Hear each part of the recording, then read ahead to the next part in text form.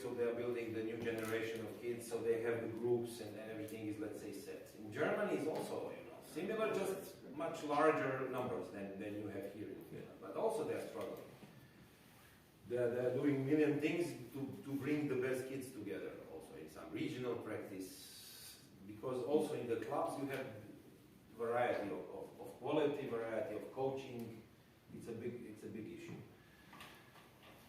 Yeah, when I'm talking about these things, it's like you said in the beginning, when you don't have this homogeneous group, it's very difficult. But creativity, this is the word which can help us. But certainly what is important that we understand that we need to get them in individual part of the work, where you can really teach them the proper technique. If we don't do this in the beginning, believe me, I was working with seniors, it's a huge problem when the good players, juniors are coming and you have to deal with the basic things. It's a really huge problem because you have million tournaments, leagues, you don't have this time to let's say, to make the technique better. Also in the fundamentals, if the technical part is not good, I don't know, if somebody doesn't know how to switch the weight from the left to the right or other way around, it's very difficult when they are 17, 16, 18 to change. So these things are the most important, which we will talk and I will show you in the hall, which I always say to the coaches in Croatia. The basic fundamental things, this is your job to do in the first few years. You have 2-3 years to teach them. I don't care about, I don't know, even backhand topspin or whatever. If they start to work, if they learn how to, in the, let's say, first 6 months, if you teach them how to properly stance, holding the racket, understanding what is the weight transfer, you did a great job. You did a great job. And then after, when they will start playing more seriously, we will have also more time to teach them more advanced things. Because when you infect the kids with table tennis, then they will start to play. We have some examples here, I know some kids. They are playing, how much is a daughter playing per week now? How much hours? I would say between 10 and 13. Or 10, 13. It depends a bit on competitions and from how the week Monday to Friday, 4 so days. let's say 2 hours a day. I mean during the week. At least, yeah. Plus the Sometimes tournaments even and more, this. sometimes a bit less. It's like And she is now 11. 10, still 10, but soon Okay. 11. And this is proper, I think, hours for this age. And it should be going Good that going you asked, really because up. I wanted to ask you Yes. related to this. Yeah. If she plays 2 hours every day, plus the tournaments, we have to calculate, this is a lot of hours also. Maybe not... Tournament and league. Tournament is brutto hours, but netto also is there. You are It's playing much for... more. If we take into account the other things also, then it's much more. Yeah. So it's... But I Sometimes think basically, for this the age, whole, like, the whole, this is good. I would say it's good. It's enough. You can work individually. You have your time to work on the technical part, on the tactical part, because we need hours. This is unfortunately we don't have a better system than being the whole lot. Nobody built a new system. If you see the top players, they all practiced a lot when they were kids. I know in Croatia, the guys and girls who were coming to the top of the Europe or close, everybody was practicing a lot. There is no system of 2 times a week and then in a few years you will learn how to play table tennis. There is no chance. Maybe in some other sports, but in table tennis no chance because it's too technical. What is the time? 7 to 11. 7 minutes to 11. To 11. Okay, perfect. So 30 minutes. Okay. One more important part which I wanted to talk to you is that choosing of style of play of the players. Again, we are talking about pretty early stage. Because many times, and in this modern era, I would say, the thing is that everybody wants to play same. If you see that even the top players, now a little bit of change you have with Truls Moregard in Sweden, and this is his very strong point, I would say, because he's a little bit different. He will do some, like you said, trick shots or whatever you want to do, empty backhand topspin, this. So he plays differently. If you see the most of the players in Europe, they are copying Asian style. We start with banana, we play tempos, fast, backhand, this, boom, boom, boom, boom, boom. Big problem also. One of the things you have to also consider is when you're coaching kids, in which moment and when and why you are choosing the style, how they will play. For example, do you know some choppers in recently that you saw some new choppers in Europe? Defensive players. I saw one boy from Sweden, he's like I think 14, pretty good. It was very nice to see. Very rare. In girls, maybe sometimes you can see somebody's blocking more or something. Now it's more than this long pips like Latvian girls they have. Latvian, yes. No, Lithuanian. Sorry. I'm always mixing. Yes. Lithuanian, yes. So this is pretty modern, but everything else you see the one style. With boys, very similar. Everybody wants to play.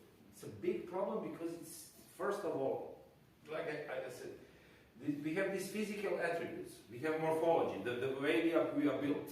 It's not saying if I'm 188 and with long legs, or you are like my Chinese player who is 160. How we can play the same?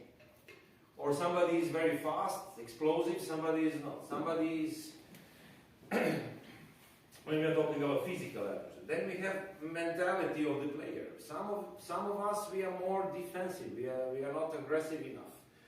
Sometimes you will see the kid that from the beginning they're just putting the balls on the table, they are more like playing safe, they are not aggressive. Or some of the kids, they start from the beginning, you will see boom boom, they are searching for the strokes, which is yeah, I'm sure you have them, of course, because it's a mentality of the player.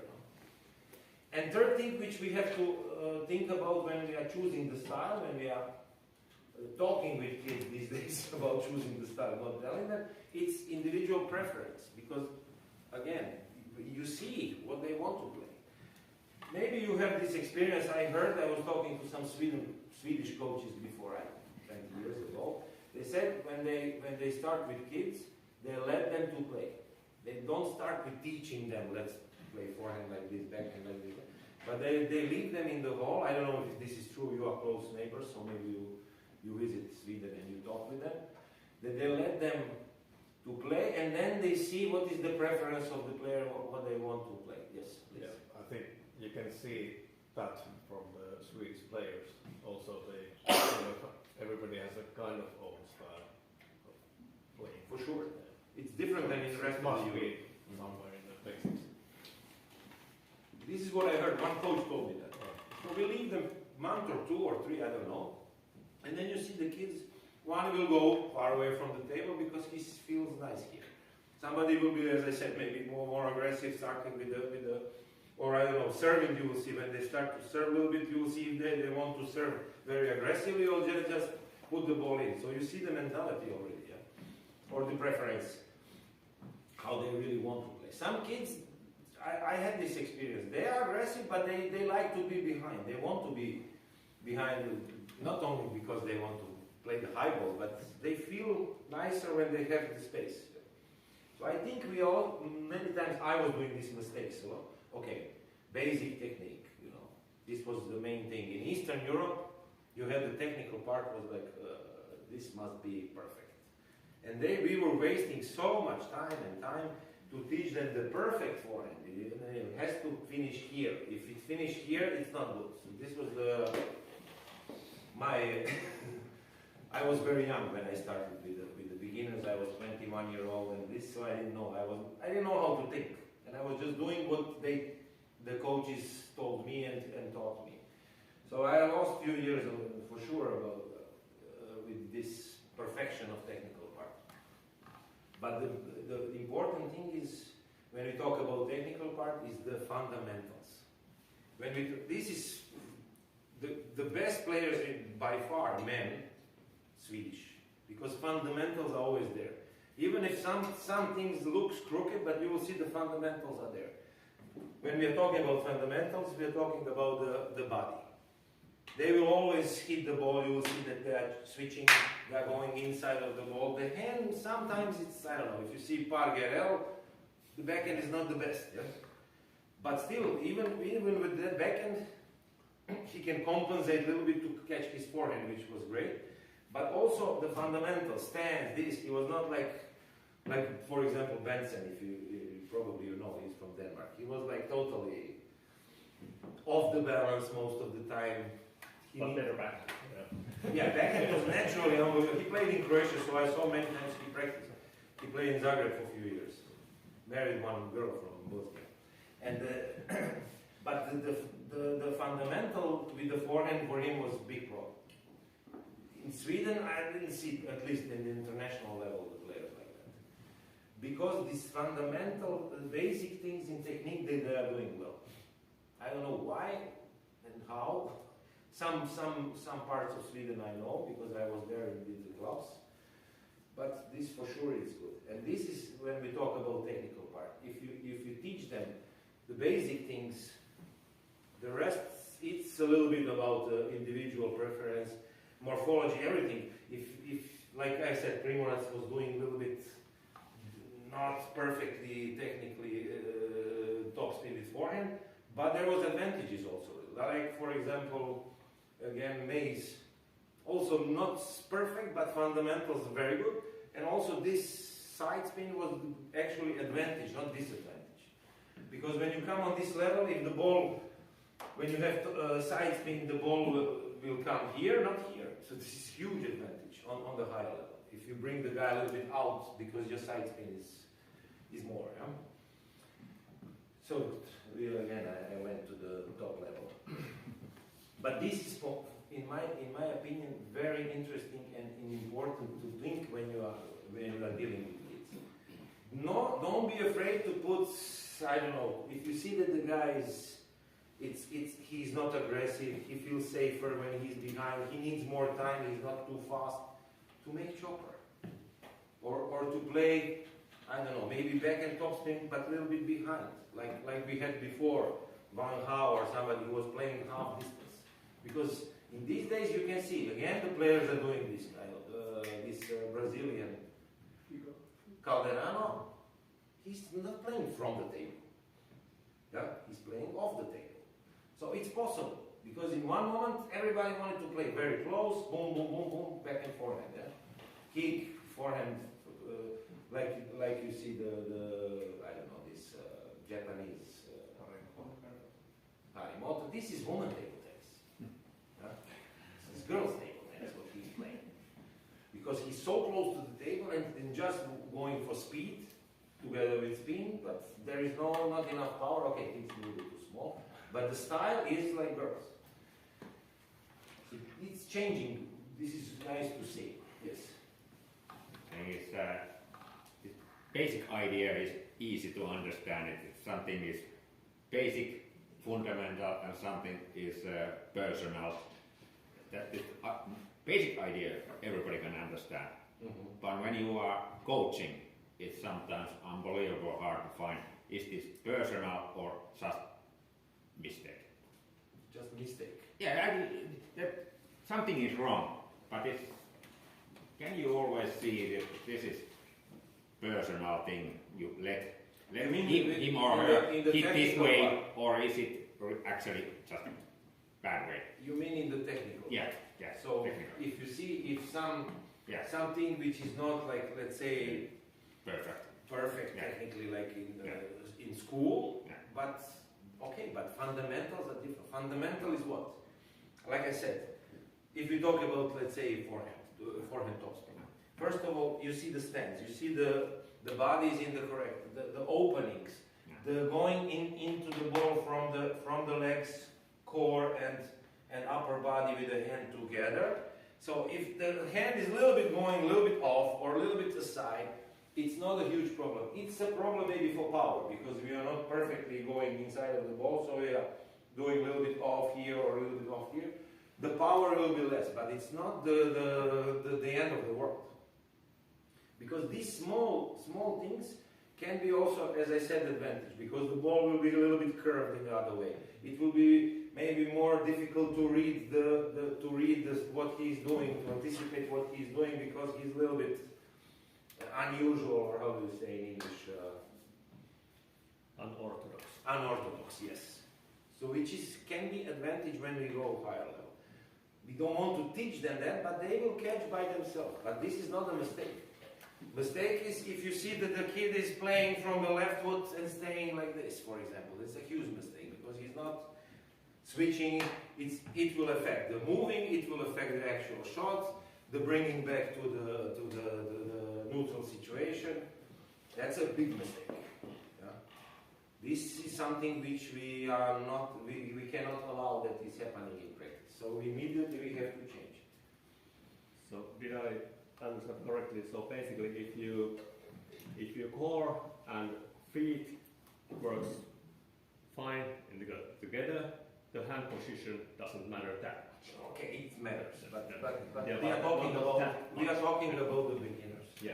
So the fundamentals are, let's say, like I said, in the first 6 months you teach them how stance, proper holding of the racket, even pen hold. Okay, I was never brave enough to use the pen holders, but now they are coming even in Croatia because of the fields. So, but the way you're holding the racket, it's a huge thing, because if they start holding the racket in the wrong way, it could be in the future for certain shots a big problem, you know. Because in the beginning you are not using your wrist so much, but after, if you have, I don't know, backhand grip problem, which is pretty usual, yeah? And then with forehand you have a big problem. You cannot use your wrist, you cannot generate so much spin, which is when you come to the cadets, juniors, already huge problem. We are not talking about the highest level. But in the beginning, okay, it's a no problem, and then you are not changing. For example, this kind of fundamental problems I'm talking about. I have to ask about this holding the racket, because now we have world ranking number 2, who is holding racket really strangely at the moment. Truls is holding really strange in some shots. Yeah, He's changing the racket, holding how he holds the racket. And Alexis as well. Yeah, but not that as much. Alexis, he's a little bit of backhand grip.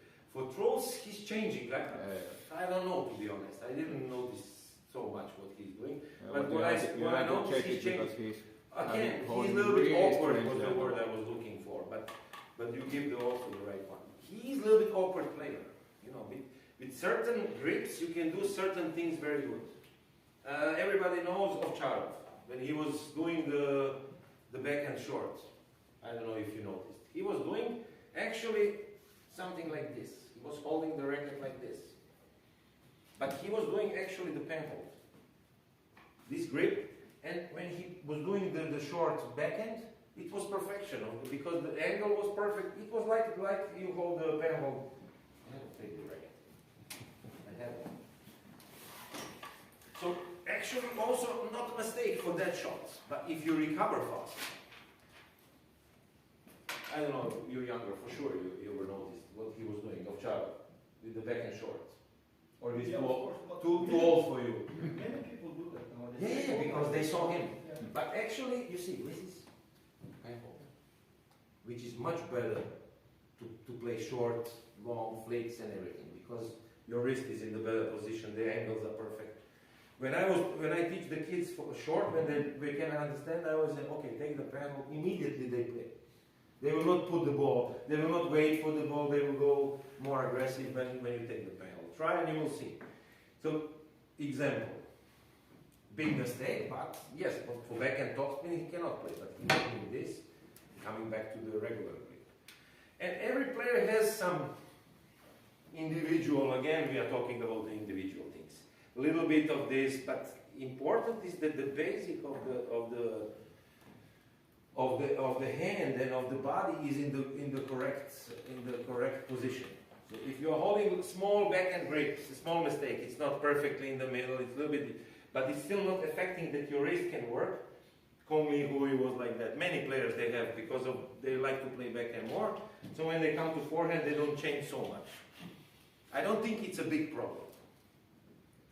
But sometimes you have the kids, you see, I don't know, they start with this, they're holding the racket very tight. We have to deal with it. We always try to teach them what is proper, but if they go a little bit off, we leave them. Like probably they did with Truls. I don't know who was working with him and how. But I don't know what actually he's doing, to be honest.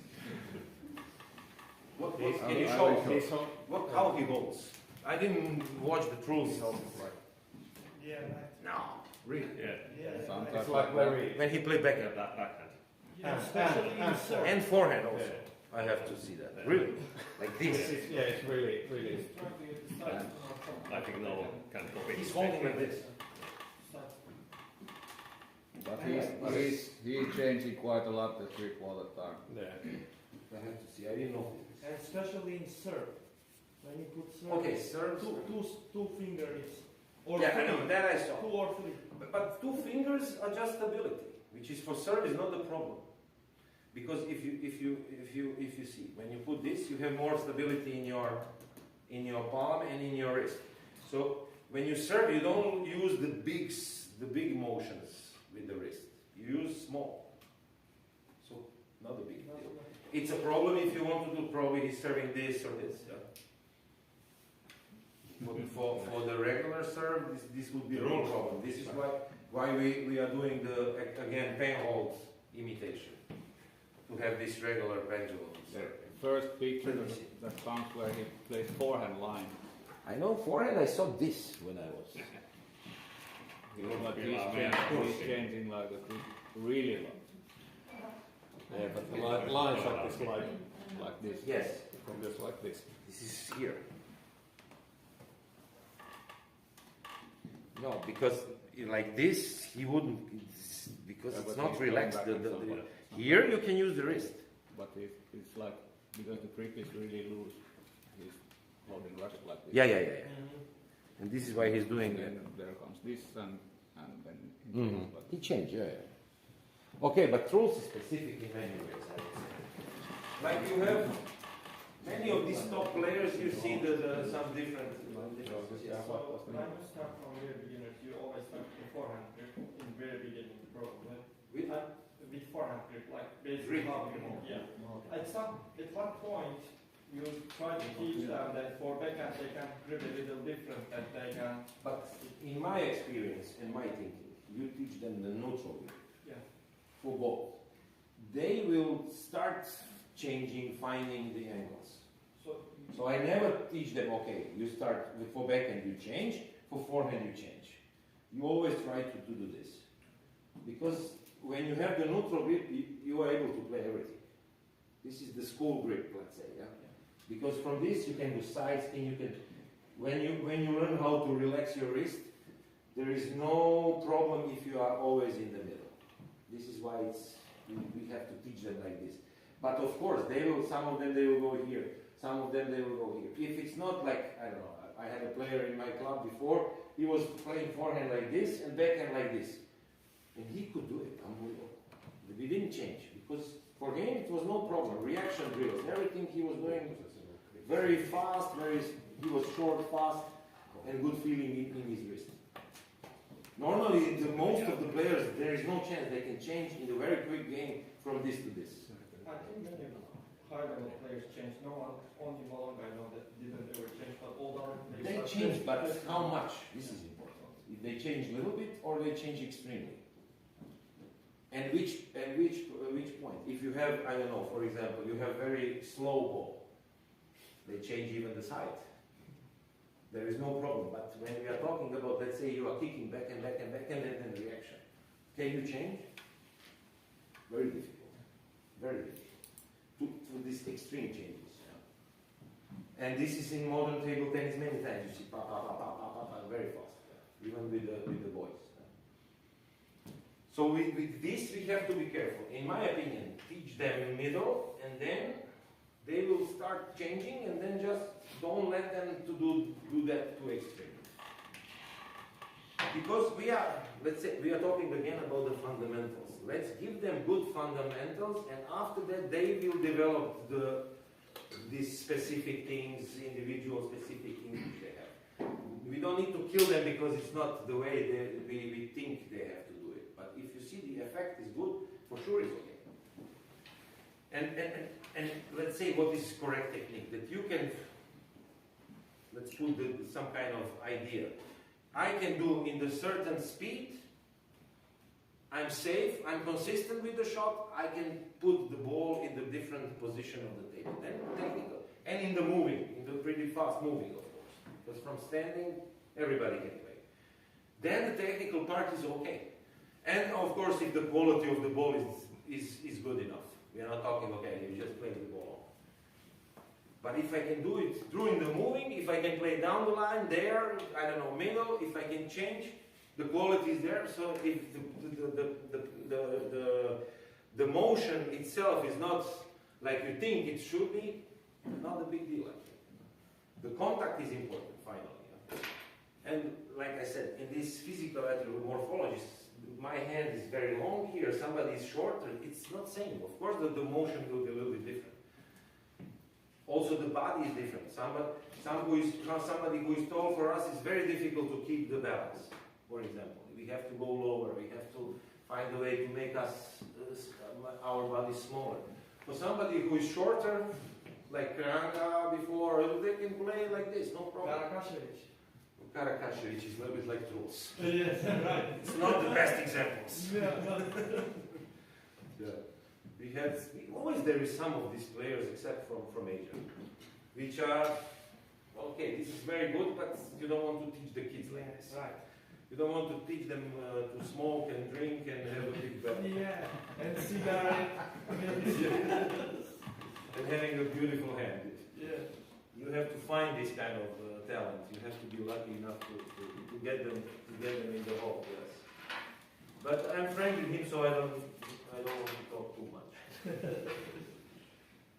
So these parts, really try to think about it when you are working with kids. That maybe somebody it's perfect for him to have these kids because I don't know, they are physically very slow. They have good focus, the mentality, the fighting spirit is there, but physically you see that topspin from both sides. This is too difficult for them. Why not the pips or short pips to keep the game a little bit more simple, let's say, for them, especially in this physical part, because opening with back and forehand, playing both sides topspins is not so easy.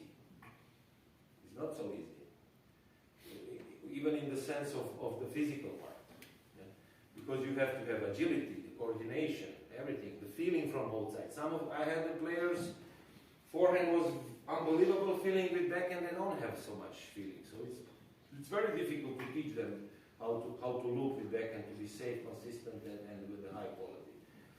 I was afraid, because I was a young coach, to put the pips, for example. I made a mistake. Today I know that. With this player. I had one player also who was perfect for being chopper. I was too afraid because I was young to do this. Okay, everybody's playing forehand, backhand, topspin, and we are doing our job. I don't think so.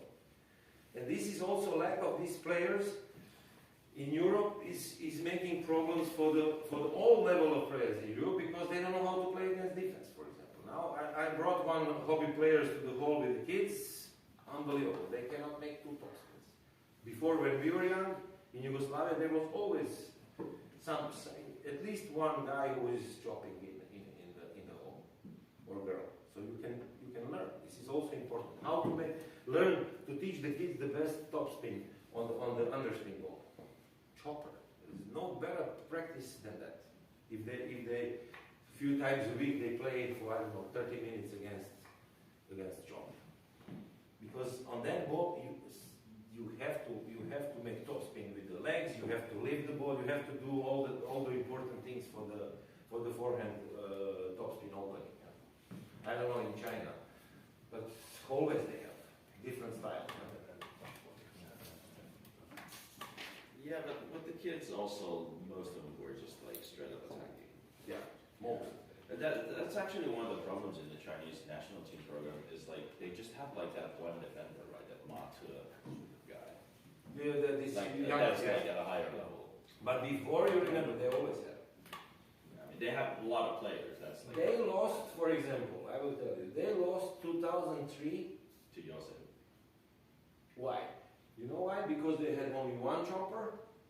You know which one guy. Is that the guy that holding Chow? Is that the guy who Exactly. Unbelievable player. In my experience and thinking, he was better player, at least technically, than Joseph Hugh. But he was playing short whips. So they didn't practice on the freaking long whips, which they know how to play. 50 years ago, they knew how to play. And they lost to Joseph Hugh. They lost the championships when Schlager was world champion, 2003. I talked to the Chinese guy. He was playing in Belgrade, in Partizan, the Xiao, the Zhang Jike coach, the Bolt. He told me that they made a mistake, that they didn't have the chopper. They didn't practice enough on that. And then they lost the confidence in the match, they lost. Malin and, yes.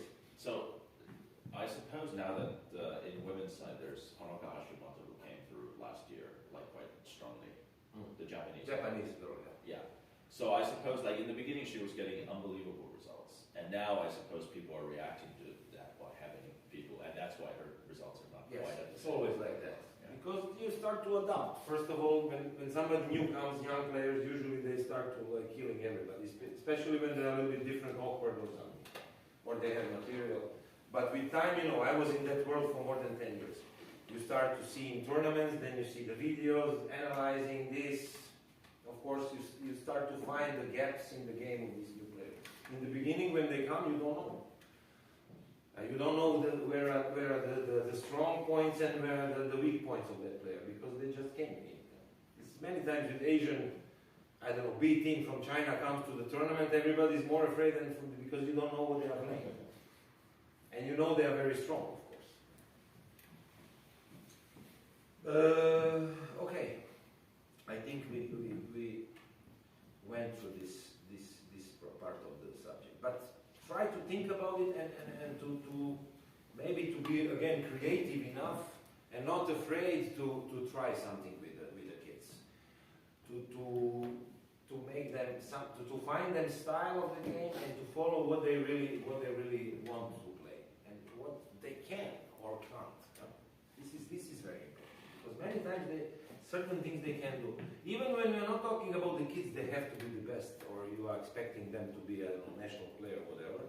Even the hobby players, why? These hobby players, you can put some kind of material. It's also some kind of practice for the younger. I was doing that too.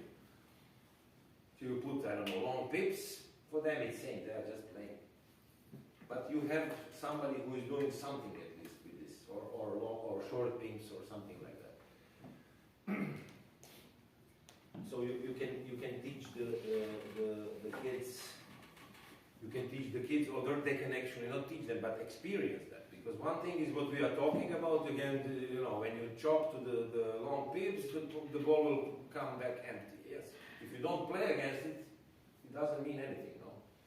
We know from our experience, if something new is happening, if you don't experience it, you don't know. I will sit down for a minute. Okay. So this is the next step. Here I said I had 9 to 12 and 13 to 15. This age is okay, some experience that is from 10 to 13 or whatever. But let's say, for example, we have this period of developing of players, and in this, of course, we start to increase the hours, increase everything what we are actually doing in the school, in the home. And of course the competition part is totally different. Now in this age group they already start to compete. Let's say in the beginning there is almost no competition, or some, I don't know what is the system here with the competition under 10. Not so much. No tournaments at all, or before I will tell you, we have under 9 in Croatia. Under 9, under 11, under 13. This is under 9, even the ranking list they had. Now we changed it. I put it out. So there is no more ranking list at least. But there is a lot of tournaments under 9. which I don't agree too much. There should be some kind of competition because the kids, for them this is motivation to compete, but not in a sense really competition, tournament and one, I don't know, competition for 7, 8-year-olds or 9-year-olds. I think we have, I check it lately, maybe 2 players in Finland who is under 9 years old. In registered players at the rating list at least. On the ranking? Yeah. Which are playing, let's say, competitions, yeah. So there are really few of them. I'm not sure if you combine all the clubs, there would be enough players to make a tournament under 9 years old. Yes. Yeah. So it's such a situation. I was thinking, because in Croatia, we had some analyze, we have 9 to 10, we have 100 and something kids, which is disaster actually. We got some Now you know that it's not a disaster. But really, our example is a you are not. bigger It's disaster. not. But how many really in the clubs? The kids they start when they are 7. Like in MDF, we have maybe 2. Not really. So I totally missed the subject. You should start from here. I will have a question. I mean, I would have one question which does not relate directly to this topic of your presentation. Doesn't matter. Now it's. But do you have any examples about the methods in Croatia? How do you take these kids of this age, like 6, 7, 8, to the clubs? How to bring them to the club? Yeah. How about methods? If you have some Methods of. because this is bringing them or methods of working with them. bringing them. Now I'm working actually, and I will show you after when we finish with this. I will show you the presentation. I'm working on one project already started in Croatia. Maybe something for federation or somebody to think about with kindergartens. Because what we noticed, if we are going to the school in the first grade, which we were doing before, to make some kind of not selection but motivation for them to come, with some kind of projects and programs that you bring the players, you make some show, and then you bring the kids to the clubs, blah, blah, blah. But we noticed that especially with boys, football is taking them more early than before. So we went to the kindergartens. So the last year of kindergarten in Croatia is 5.5 to 6.5. Usually they start school in Croatia when they're 6.5. So 1 year before in kindergartens, in this moment we have 500 kids involved in that project, financed by the federation, and they have every club is connected to one kindergarten. They were choosing the kindergartens, but the project was approved by the government that you can go in. This is important to have this paperwork done. Probably here is even more strict the system of working with kids, I suppose. And then the club coach is going twice a week there for 1 hour, or they have this, in Croatia we have these specialized sports schools for kindergarten kids. So there is already some people from sports who are leading the, again, basic motorical skills they are doing with kids. They're having fun with kids. They can also do a little bit of table tennis, bringing this, making a little bit of this, these small things. It's not important that it's table tennis coach, so they can do it also. And then after 6 months, they will try to bring them to the clubs. They will come one or two times to the club, also to see the hall, to play there a little bit, have fun. Of course, not play table tennis, they can't. But this is the way we start now to try to bring the very young kids in the halls. And now I'm working on the next step, how to keep them in table tennis, because it's also a big problem. They will start. Yes.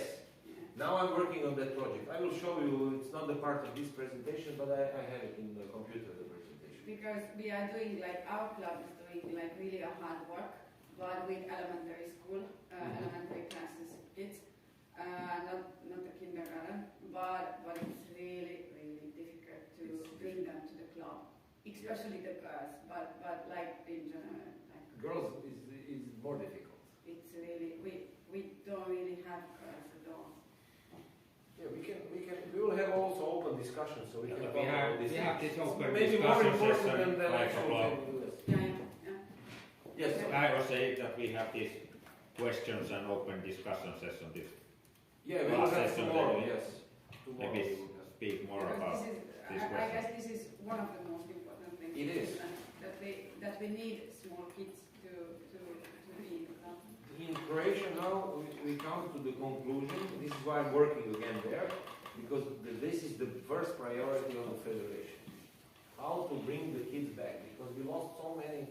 If I show you the numbers, I mean your numbers are crazy bad, but in Croatia we had like five times more before. It's not like double, it's maybe not 5, but 4 times for sure.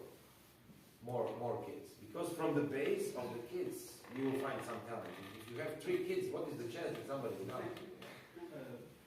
Very quickly, do they need to pay for the club when they come to club?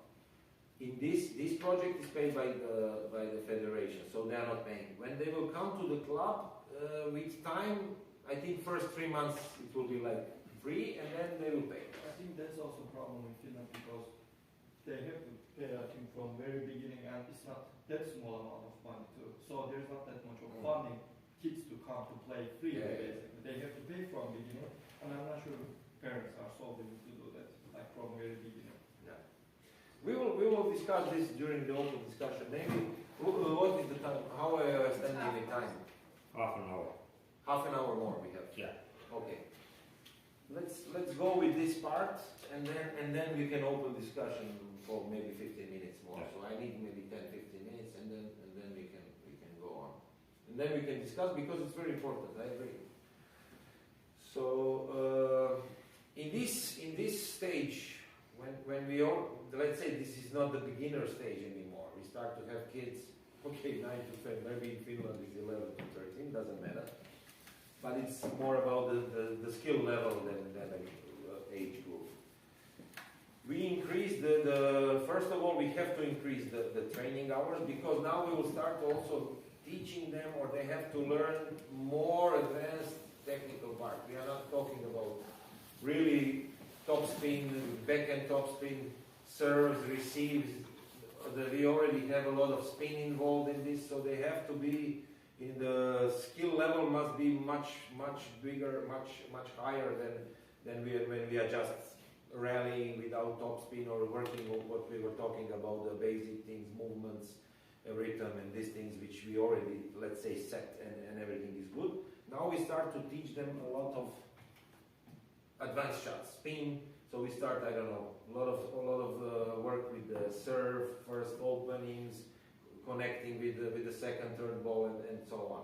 So for that, we need a lot of hours. We need a lot of individual work, because it's a tough job, as you said. This is tough, but this is also tough to teach the kids proper way of handling the spin balls, which we start in this age, because as you all know, it's a totally different world of table tennis. When we start only with the cut, it's totally different than we are doing just the rallying with no spin.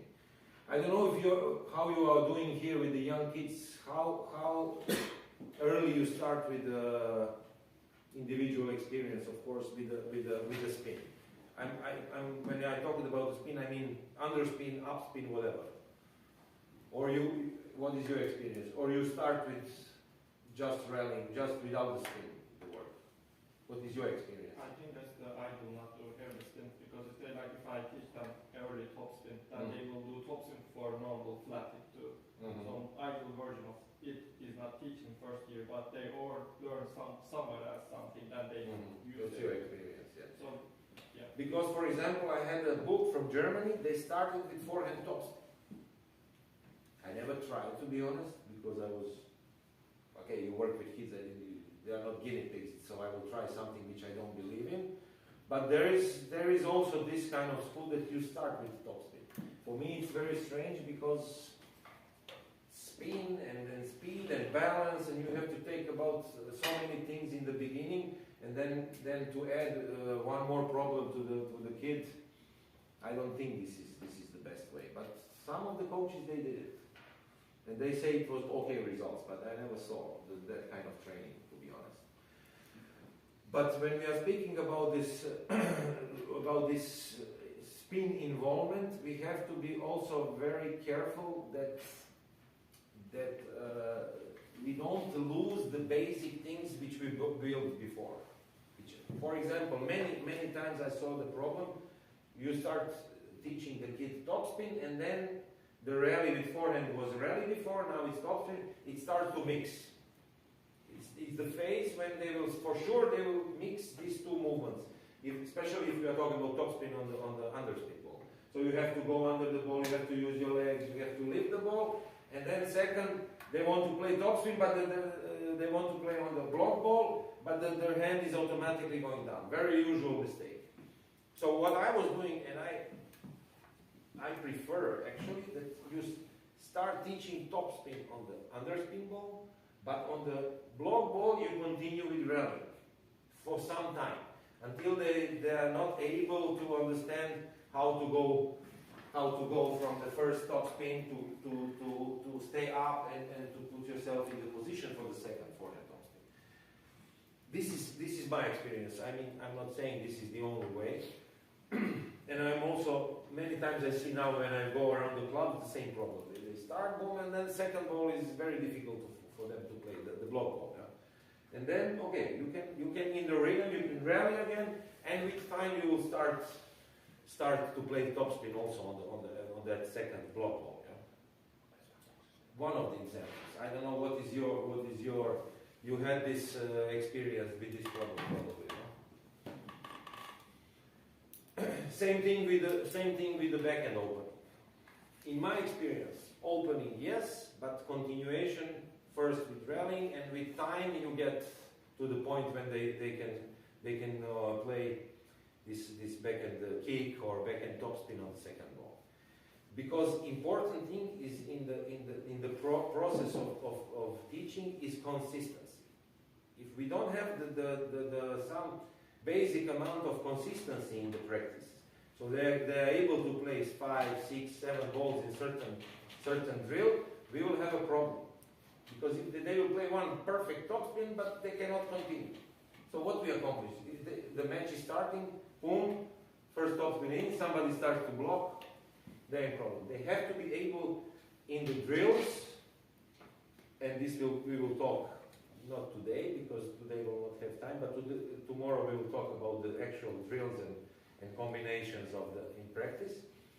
They have to be able to be consistent in a minimum way I'm talking about, okay? But many times you will see the young players, boom, boom, 1, 2, 1, 2. There is no consistency. So the drill is or too difficult, or they don't understand how to do it. They have to do the drill. I don't know, if we are talking about simple one, let's say they're 8 years old, you play forehand middle with the forehand, I don't know how you call it, rallying or contra. Yeah?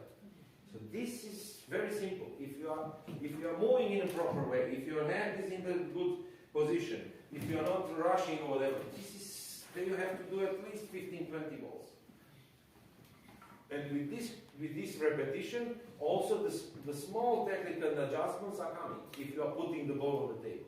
If you are just searching for the nice shot and you are not putting the ball on the table, you are not developing the technical part. It's just, for the photo maybe it's okay, but it's not developing the actual technical part.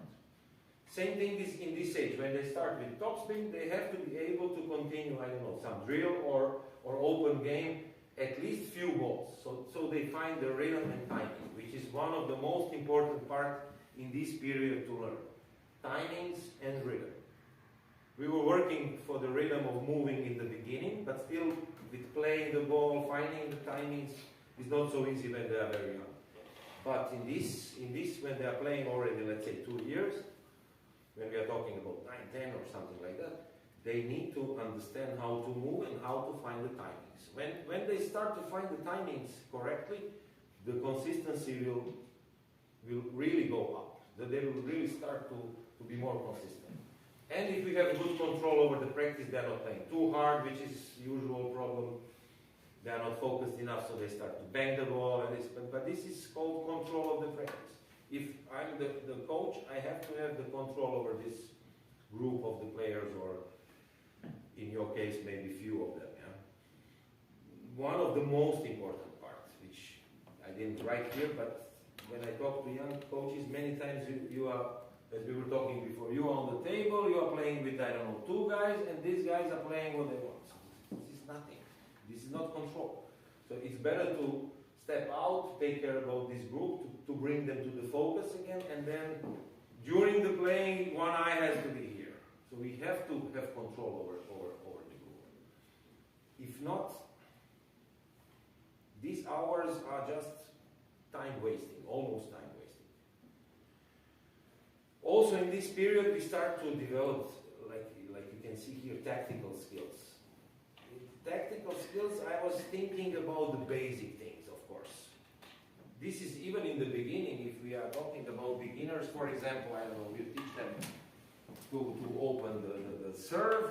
You have to have certain tactical part is also handling the angles, yes. If you are standing, you want to play to the backhand, you have to stand in this corner, not in the middle. So it's already about the tactical part. Or I don't know, if you teach them how to play short serve to the forehand, they will wait for certain part of the table, yes. So it's already tactical part, even when they are very young. But in this period, they start to play safe, consistent. Chops, for example, top spin is already there, and they can open. So if the tactical part is going, it's more important. We have to take care about it. Not only about the angles of the table, but the rotation or spin. So, for example, they need to learn, even with the chop. This is why I'm always saying that the chop, sometimes young coaches, they don't like the kids are chopping too much. Of course, you want them to be rhythmical, you want them to be attacking. This is every coach wants the player to be like that. But in chop, it's always problem. They don't find the rhythm when they're chopping. But it's also our problem. I always say to the young coaches, it's your problem if he's not or she is during the chop, it's not working. Because many times you will see chopping and then nothing, boom. So it's a big problem. Then it's a big. But if the chop is aggressive, if you are moving with the chop, it's the easiest part, I would say, to start teaching the tactical part. Because it's a pretty safe thing. You can put the ball on the table more than any other technique. We have spin. It's because the technical part is easier, let's say. You can do the positioning better with the chop, and you will see in the matches why they feel safe in the chop, and it's for them it's safer to make some kind of combinations and putting the ball on the right spot on the table. So this is something which I always say to the younger coaches in Croatia: don't be afraid to chop, but take care that they are moving. It's rhythm. That if the ball is, I don't know, in the middle, right step in, boom, you come back, and then from this you implement more and more openings with the forehand. So if they are moving well during the chopping, the forehand loop, even the backhand, but we start with forehand usually. It will be much easier to start if you are always on your toes, if you are moving, if you are rhythmical in the chopping part. So I wouldn't be afraid of it. And as I said, tactically with chop, you can search for shorter balls, longer, faster, more spin. It's for beginning of tactics, I think the best way. I don't know. Again, I'm asking for your experience. I'm talking from my experience and my way of thinking. Long time I'm not working with the kids, that's true, but I was working first 15 years of my 12, 13 years of my career with the small. I had 2 generations from the beginning, so I have some experience. I don't know what is yours.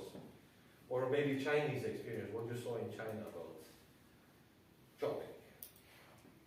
Not that much of it. Okay. They were really focused on the attack. Yeah. Lots of like ball box of like. Which age group we are talking about? It was quite young, I think. most of them. They were, of course, they were older, but like most of the people that I was training with were younger than me, and I went there when I was Younger than you means what? 12, 13 is when I went there. They were much younger than me, They were 10 or something. or even younger. But depends I'm not how long they were playing. Because when I was there, I saw they were doing okay. It's not like in China, of course.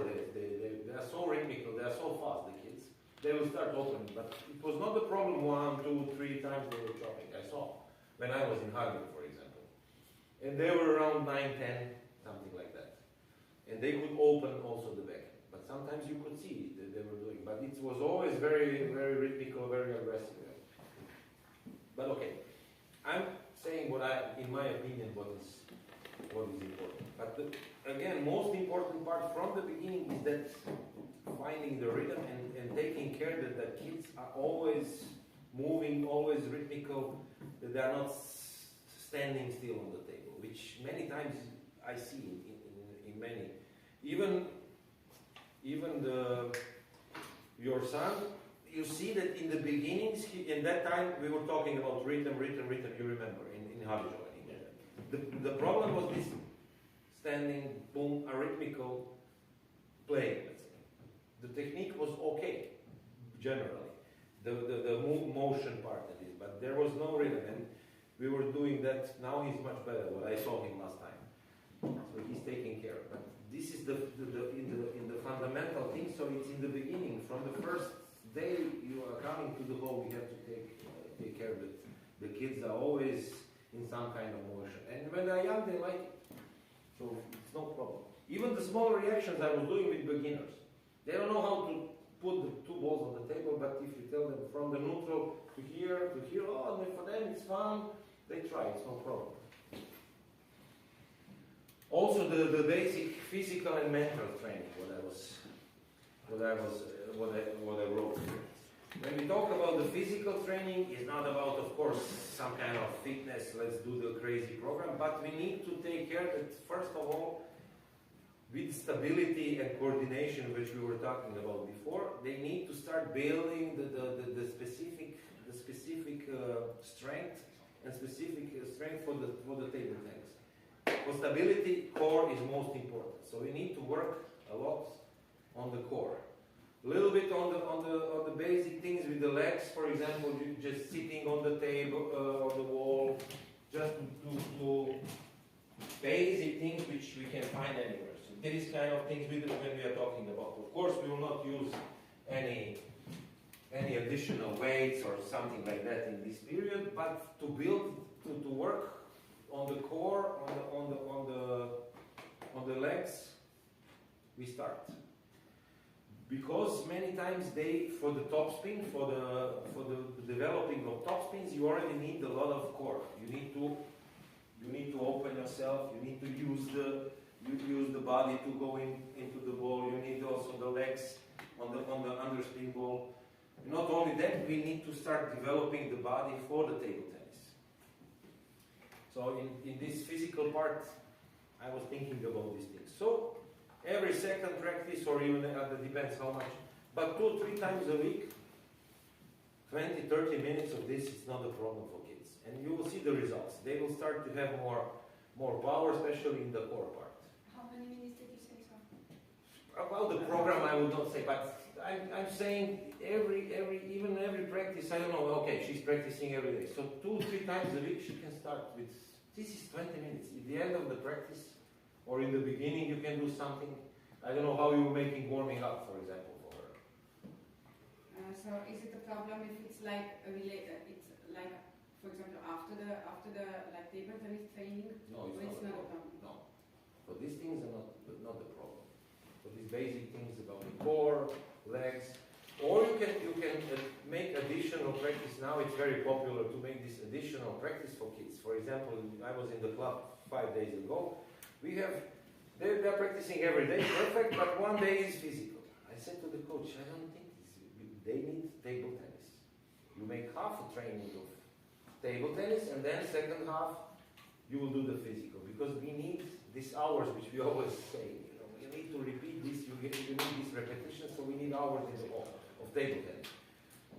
1.5 hours of fitness for the kids in this age, I don't think so. Just additional, let's say 30 minutes. Maybe even, like I said, you have one part is just making service and one part can be physical. And that session is not so difficult with table tennis because they make service receives. And then second part of, you can make physical things. But at least once a week, minimum. I would say 2 times.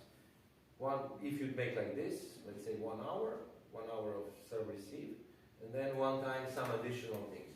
But for core you can do almost every day, a little bit.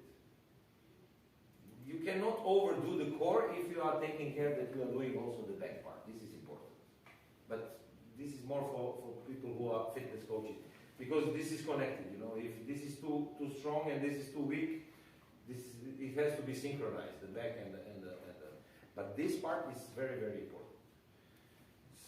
When they start to practice like this more serious, like your daughter. Yeah. I think because we have more than 1.5 hours, this is for this first part is okay. We can maybe open discussion a little bit. And then what do you think? Yeah, I guess we have a little bit more time and 12 o'clock break and then it's 1 o'clock is Mika speaking. Okay. 11:50 now. Then let's finish this also 13 to 15. I mean generally it's the same thing, it's just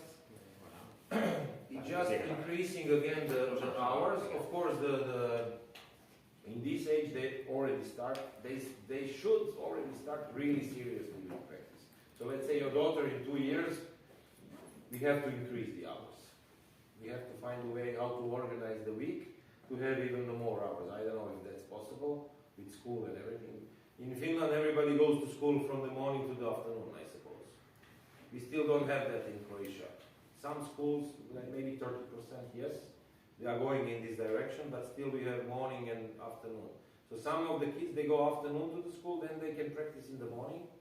Let's say usually we were doing 8 to 10, and then they make the for school things, then they go to school, and in the evening after the school we can bring them again for shorter practice. I was doing that when I was working with kids. So 1 week we had 1 session, 1 week we tried to make at least 8. Maybe not every day they were coming again after the school. Then we are talking about serious kids who are already knocking on the door of cadets teams. Usually they were very good mini cadets and this. Because in Croatia we used to have top level of European kids. These days not so much, unfortunately. But still, when I was doing my generation, I had 2 guys who were one of the best in Europe in this age group of 13 to 15. So then I had to do more, so they were doing this twice a week. But if you have only the school in the morning, what time it's finishing? They start in the school 8 o'clock or and finish?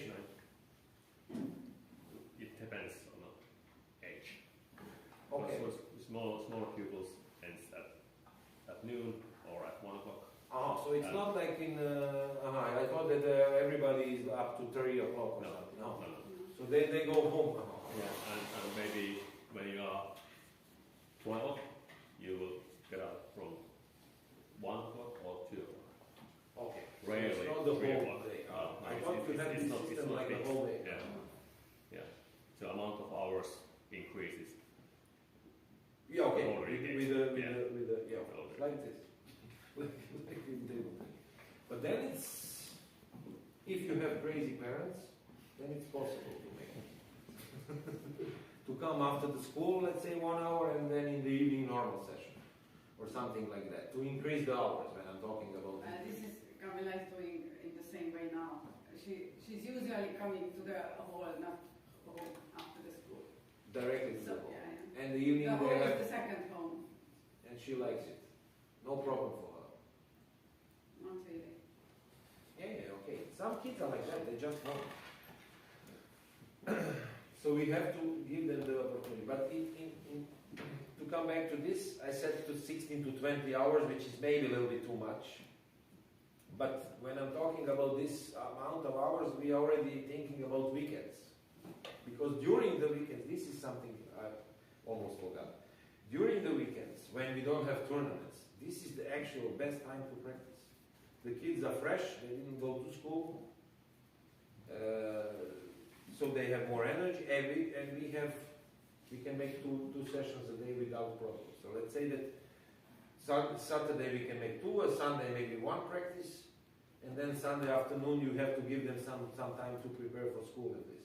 And using the Friday, so you can make or some practice together between the clubs, or we are trying in Croatia to make regional practice, so more clubs coming together Friday, Saturday 2 times, and Sunday 1 time. So we have 4 sessions, and using this weekend to make more like almost like the whole week you did the hours in the whole week you can do in 1 weekend. If that's organizing of that is possible, of course.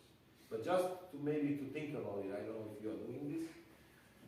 We have a lot of competitions during the weekend. I know, in Croatia so also. I would say that, if I'm not wrong, like 80% of the weekends Camilla is competing.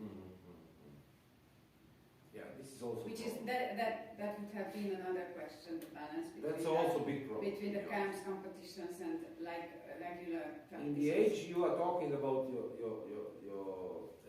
daughter and this age group generally, it's important is practice because they have to learn how to play.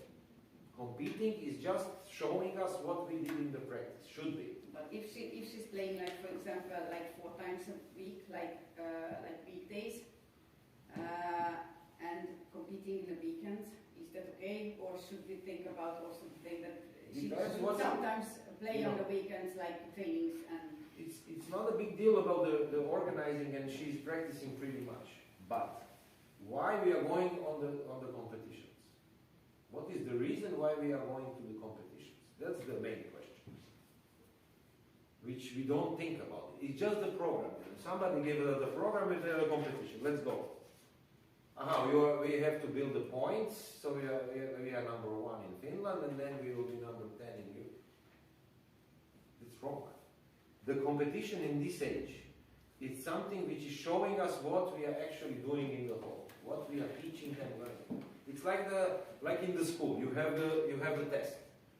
What is the test? The goal of the test is to get an A or 5 or whatever the number in Finland is.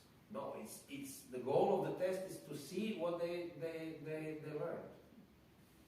It should be like that, not to actually the final goal is I have an A, perfect, everybody's happy. And 3 days after I don't know what I was talking about. Similar things are happening in the table tennis. Very similar. The people are just going for the tournament because the calendar is saying that. You have to pick the tournaments which are important for some reasons, which are sports reasons, result reasons. I mean, okay, you need to be in national team. For that, you need to have this. For this, okay. But generally, she needs to learn how to make better topspin. She needs to learn how to better move. She needs to learn how to defend herself better. Whatever, I don't know the details. I know a little bit because I saw her. Yeah. Because what I saw, there is a lot of things you have to develop to be really able to play high level in the future. It's difficult that you will learn this in tournaments if you are not doing that well in the practice. So this kind of weekend, what I'm talking about, when it's organized well, when you have good coaches around, when you have the program around the players which is going in direction what to improve to play better. And then it's much more beneficial, could be much more beneficial than actual tournaments. For example, some Finnish tournament which you played a million times before. I'm not talking about, of course, the tournaments will give motivation to the kids, especially if they are going abroad or this and these camps like you went to. Of course, for them it's a hype, it's a big motivation. But we need to be aware what is programming. We will talk about that tomorrow. Today we don't have that. This programming is already in the beginning of the serious practice is one of the crucial things. Let's say your daughter is best or Jimmy or these kids who are already in these projects, let's say, it's very important how to program. And what you want to accomplish with which part of that program. if I was clear enough. But many times, to say it again, we are following something what somebody written in the calendar. Who cares what they wrote in the calendar if I know what I want to do with my kids? Or with my group, or with my child, or whatever, whichever example we are talking about. I think everybody is getting tired. I see the eyes are getting a little bit sleepy, so we have to stop, I think. Hey, one question. Yes, of course. What's your opinion regarding robot training? Robot? With the kids. I will tell you, I just bought one robot. Because these new robots, I had this Butterfly Prime, whatever is the name, the best one. Very expensive. Amicus Prime, yes. So with this robot you can really practice million things. The problem with the robot is very simple. There is benefits of the robots are, I would say, more than less. But the problem with the robot is that the ball which is giving is not natural because it's always same. So when we are talking about the really, like I said here, polishing the technical part, you need to make small adjustments with the ball, yes? So the ball is, I don't know, somebody cuts 1000 RPM in a minute, somebody will cut 700, yeah? So it's different, you have to make different angles. With the robot you are getting the same ball. But for the, let's say, for the beginners, for developing the basic technique, I think it's very good. Because just to make things automatic, you don't need this different balls, different kind of bounces. It's not so important. Actually, it's even better for the kids, so they can focus more on themselves. When we are teaching them the basic movements, the basic techniques. But with this new robot, which I have, it's crazy. This guy can make everything. Serves, you can practice combinations. By 7 balls, you can make different combinations. So I saw the Timo Boll's videos. He's practicing, and this guy is really practicing sometimes. He was with that robot because he lives in one village. I know, I was there, so he doesn't have so much sparring partner there always. With this new, but even with the regular robots for the beginners, for the basic technique, I think very good. But you can never substitute the hand of the multiples coach. One more question before we finish. About I will ask you, then you can ask me. About the multiples. How many of you, I hope everybody is using the multiples. You are feeding, you are... okay, yes, I know. Because maybe tomorrow we can make some session, if you... I was thinking to show a little bit about the multiples. I don't know how much interest you have in that, because it was not in the general program, but my idea is also to go through that, if you agree, if you have interest. Yep. I think it's good to see some technical part, and maybe even you can show me how you're doing, so I can see, or I can give you some pointers about it, if you have interest or you agree. But that's tomorrow. Okay. Yes. Yeah, you were talking a bit about the basic physical practices or exercises in the 9, 12, 8, but not about the mental one or mental training.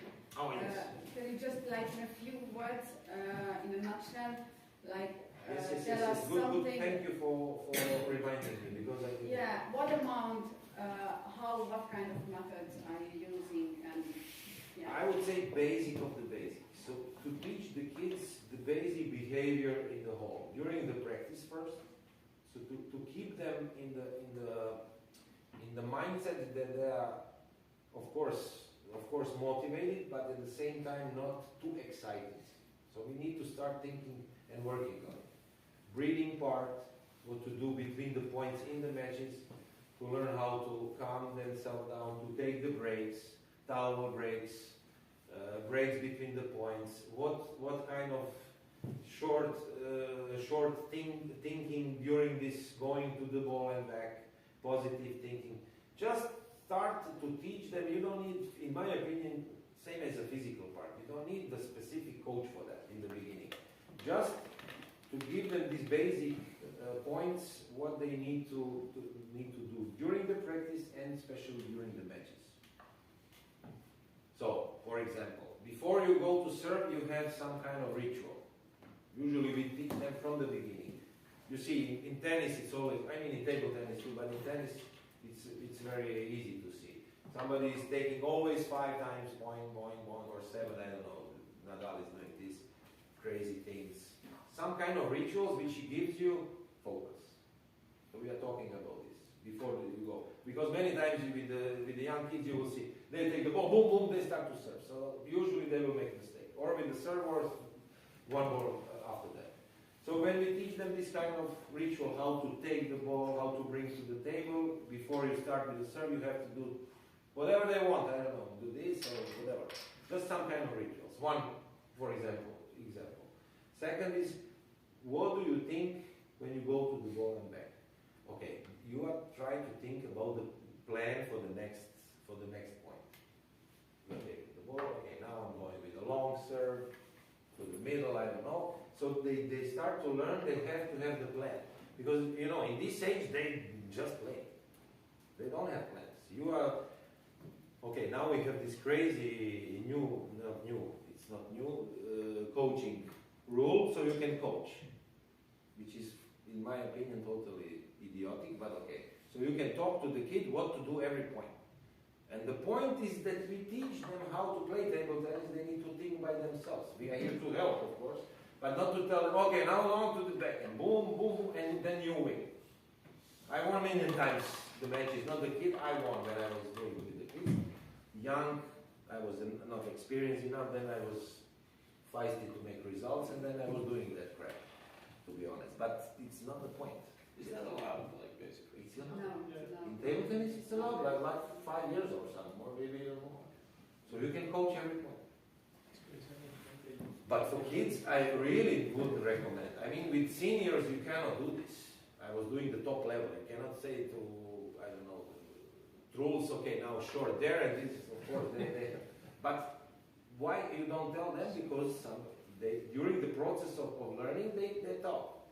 They know how to do it, how to handle, and they have their own ideas. Same with kids. With this rule, it's great. But this kind of things, when I'm talking about the mental thing. Also during the practice, you feel tired. How to handle the problem of the tiredness, of the small pain which they have during the practice. How to make breaks. How to bring your heart rate down, you know, these things they have to learn during the practice also. So we are here, again, we are talking about the control over the practice. You see the kid is getting crazy, getting tired, the focus is going, okay, take a break, go longer to take the ball, come back, try to breathe, similar to the match, focus on the next point. Now you need to do, I don't know, forehand, middle, forehand, backhand, focus on this, you know. To calm them down, to teach them how to think in these stressful situations. In my opinion, it's very easy to find on internet these basic methods what to do, and just try to implement during the practice. And maybe in the next step, when they are going towards the 14, 15, you can also use the mental coaches, psychologists, whatever. I was working with a lot of them, not a lot, but few of them. In the Croatia and US also, it's very beneficial when you have the good relation between the player and the psychologist. And it's, I think, the people and players are more open to it, and children also. Before was like a little bit like, what? At least in our part of the world, you know, what the hell, you're crazy, you need psychologists. You just go and win. But nowadays this is totally normal. A lot of kids are working also in Croatia. The kids who are ambitious. Parents and coaches. But in the beginning, in this age, but also maybe not, I'm talking about 9 to 12, you start in practice, in the matches. Also to bring the coaching part, the coach who is coaching, actually, we need to work on that also, because we go too excited, sometimes you want them to win too much, especially if you are young. I was doing some bad things not bad in a sense to the kids, but you are too excited. You cannot work normally because you are too excited. So we need to learn how to bring this excitement down for ourselves also. When you see the top level coaches, everybody is sitting very calmly, but inside we are burning like hell. It's not easy. But from outside you have to show confidence and that everything is okay, even if the guy is doing shit there. Or girl, I always talk about that because I was coach of the men team. But this is very important part also to hear about. Some other questions? I killed you, I can see it's too much. Okei, eli meillä on toi ruokatauko. Tässä lounas voi käydä tässä tai missä vaan. Mikä sanot, että sillä ehkä nyt ihan tuntia mene, niin olisiko sitten hyvä kokoontua tässä? Onko varttia yli 1 sitten sopiva? Yes. Olisiko se sopiva? Niin reilu tunti, että jos voisi muualla käydä tai tässä, niin 13.15, niin nähdään tässä ehtii syödä hyvää ravitseva lounas. Onko tässä minkälainen lounas? No koskaan käynyt, missä voi käydä. So where are we going to eat?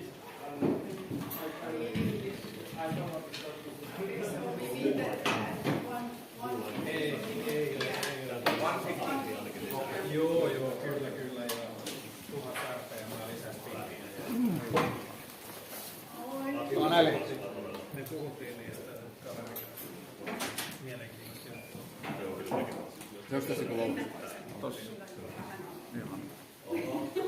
Minä yritän. Mitäkään Keinonen lähti karkuun, mä en tiedä mitä tällä pitää tällä treenillä. Next time I see you, remember it. Thank you, saved me because I already started to try. Hey!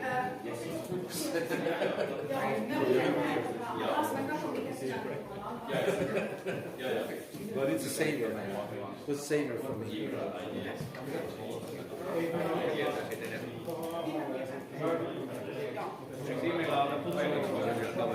Joo, saan. She said that she's going to go downstairs to the table to put the balls away. And then come back. Sanon, että ehkä sä tiedät enemmän siitä, voisiko itse.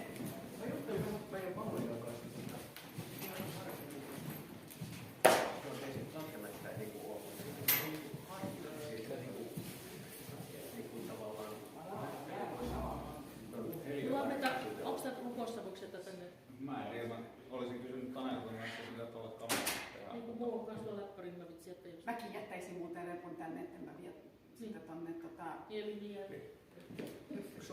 Mä voisin soittaa Harri, koska ei sekään ollut oikein niin kuullut pelkästään, paitsi tiedätkö jonkun tommosen penkki tai jonkun semmoisen special niin kuin takapenkin tai jollain.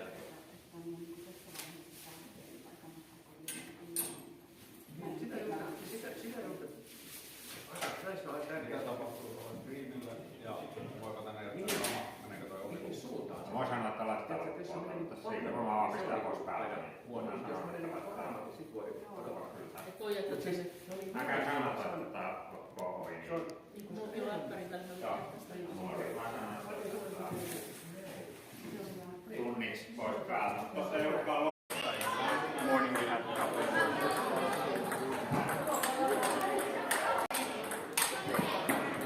See the level they need. Maybe we can give them a little bit.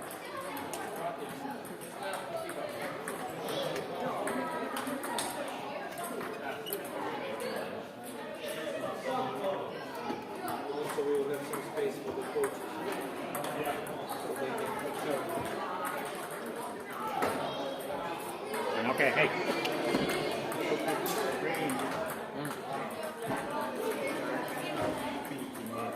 We have to do it here.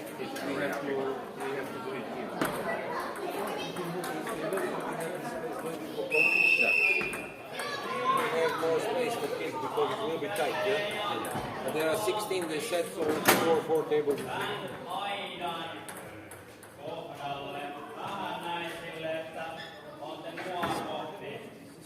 But this is normally in practice difficult. multisport. Actually, this club does and they have the next hall is a little bit bigger. For table tennis. Yeah. They have like you can put coaching tables there. And then there is. And this one they use more sports, multisport. Yeah, and it's not regularly only table tennis that makes. Of course. And then we have this Ruskia Suovo. That one I saw yesterday, the old one. Yeah. That one is good. And there is 12 tables. This 12 is perfect there. Actually, this is for dancers. Dancing. This. But the flooring is table tennis. Yeah? No. This is general. You can. But it's very nice. Muuten se on hauska, koska mä väitän, että yhden asian toimii. Suomessa tämäkin puhuu. Silloin ennen sun valmennusopastusta ei missään koskaan puhuta painoa. Se on ja itse asiassa mä luulen, että yhä enemmän pitäisi meidän huippujen, ihan siis tarkoitan nämä teidän alajista, niin pitäisi harjoitella enemmän sitä, kun sä vedät tässä näin ja lyönti loppuu tohon. Mutta sitten kun on se ihan se todellinen paikka, kun katsotaan ja vedetään näin, niin sitten pitäisi paljon enemmän ihan erikseen harjoitella.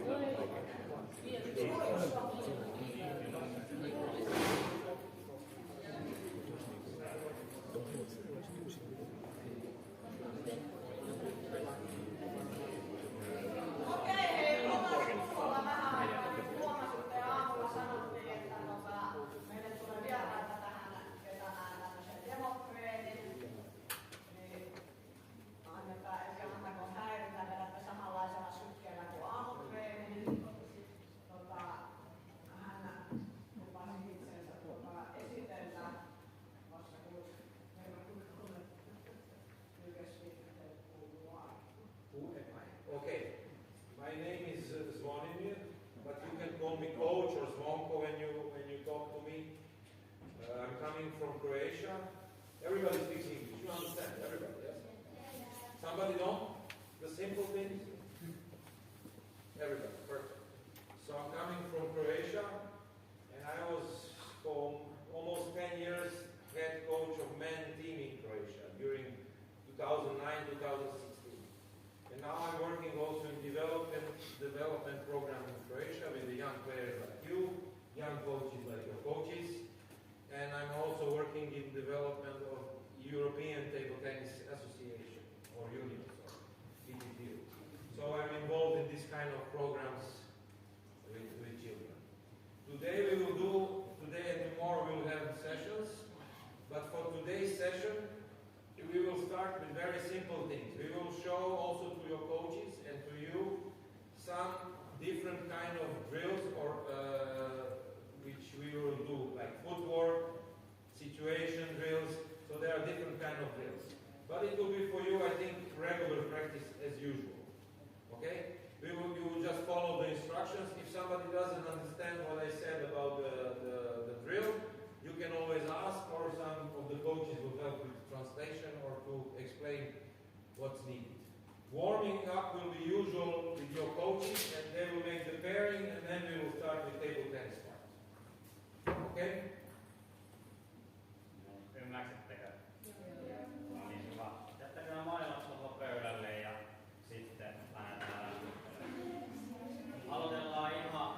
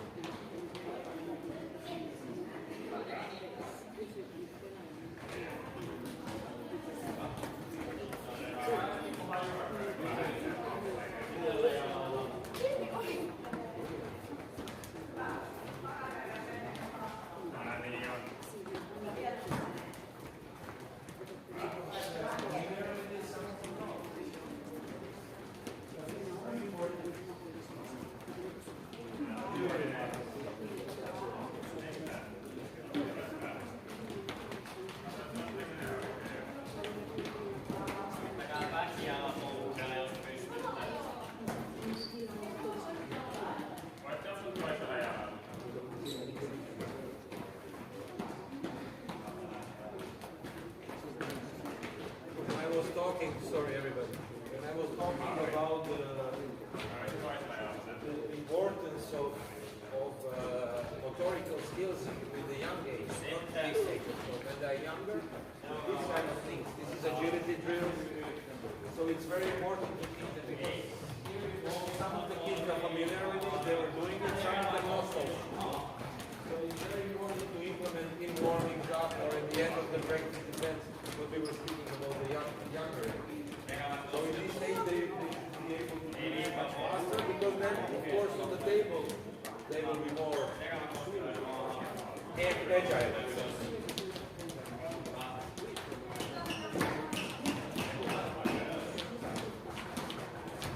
Also we can be much more creative. It doesn't necessarily need to be this leather press. You can do many other things with it. We have more fun. Tuutte tähän, saatte keksiä jonkun, mitä ollaan äsken tehty, tai oma valinta. Oma valinta. Ei vaan ihan itse saa keksiä. Tehkää hajurakkoa.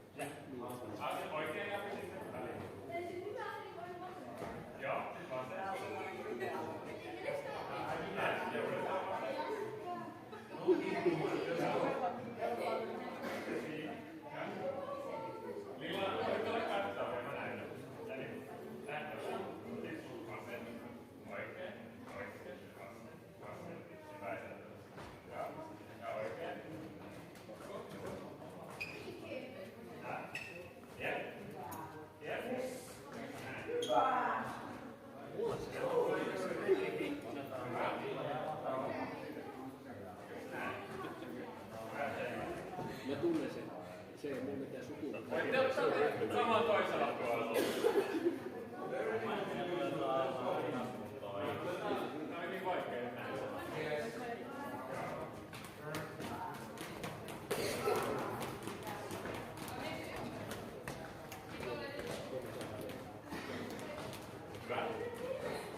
Taas se, aina se mikä on ulkona tulee tulee.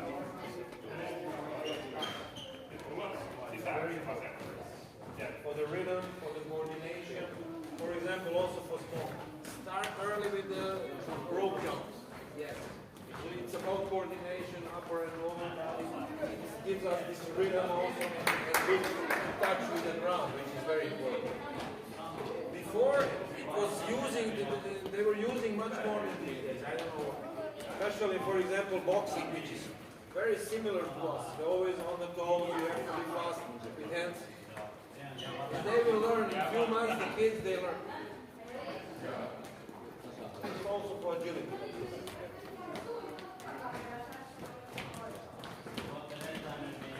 Joo, jos on liian helppoa vielä takaa. Itselleen on hyvä viiva.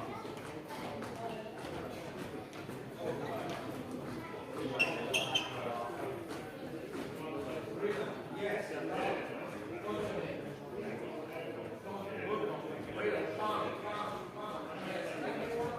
When you play table,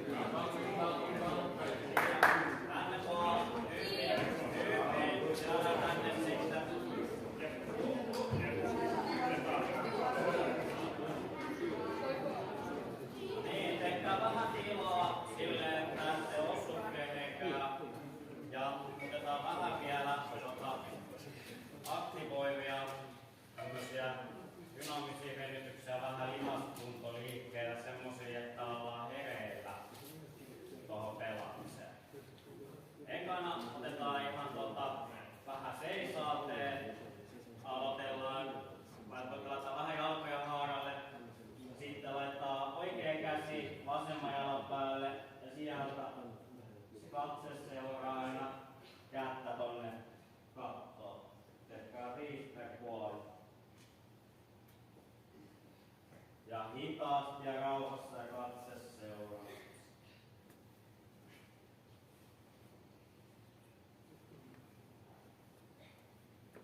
Yrittäkää vähän kääntää teidän yläselkään oikeesti käännyt, eikä pelkästään käsimeen, vaan menette sen mukana. Sitten kun on 5 tehty molemmilla puolilla, niin katselkaa tänne.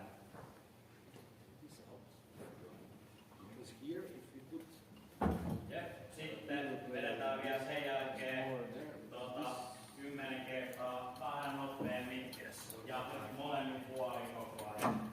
First is organizing the whole.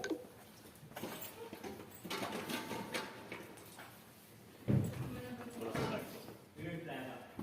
Yes.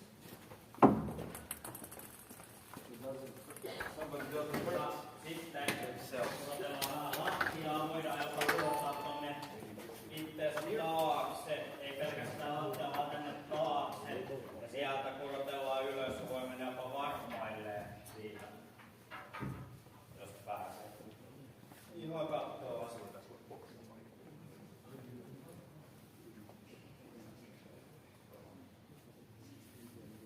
Tehkää vielä 3 kertaa.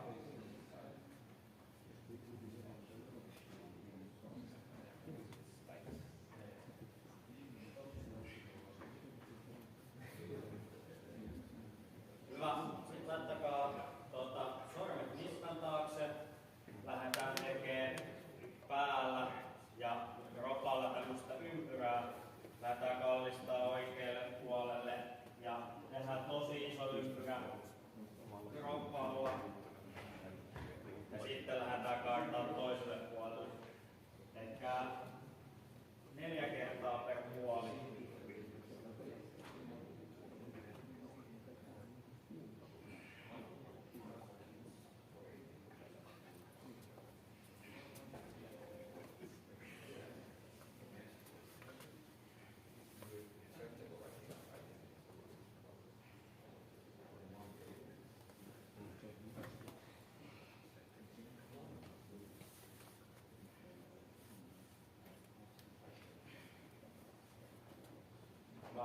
Sitten otetaan vähän askelkyykkyjä silleen, että tehdään venytys tuolla alhaalla ja sitten noustaan takaisin ylös.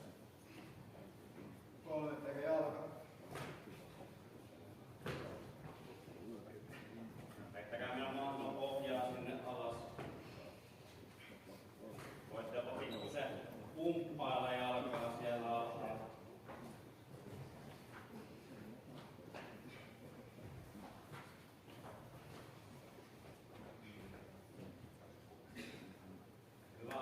Sitten sama tonne sivulle ja täältä kurotellaan toisella kädellä sitten yli ja sitten noustaan takaisin toinen puoli.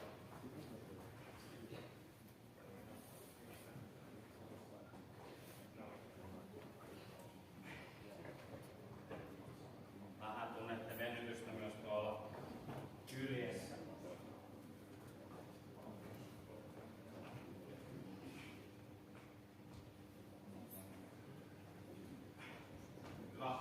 Sitten otetaan pari liikettä vielä lattiatasolla.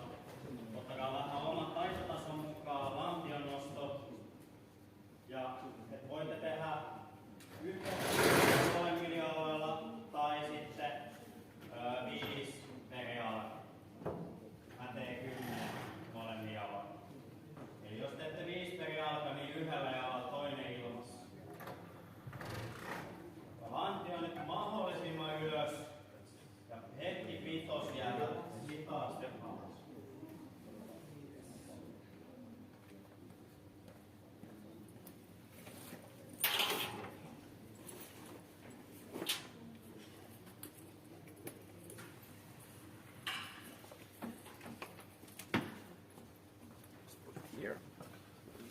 Hyvä.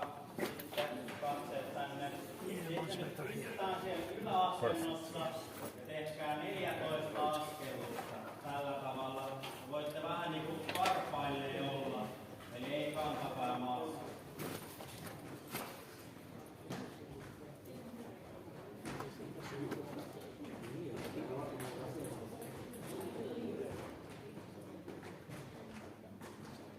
Hyvä. Sitten otetaan vähän lonkaa. Laitetaan lonkaliikkuvuus. Voi tehdä kädet maassa. Tai sitten jos pystyy, niin kädet tuossa edessä. Mulla on vähän kankea, niin ehkä parempi tehdä kädet maassa. Ja aina polvet maahan. Molemmin puolin. Ja käy löytää se. Saa olla vähän jopa haastavaa. Hyvä. Otetaan vielä viimeinen liike. Tehdään tämmösiä verhosia 20 nopeita toistoa.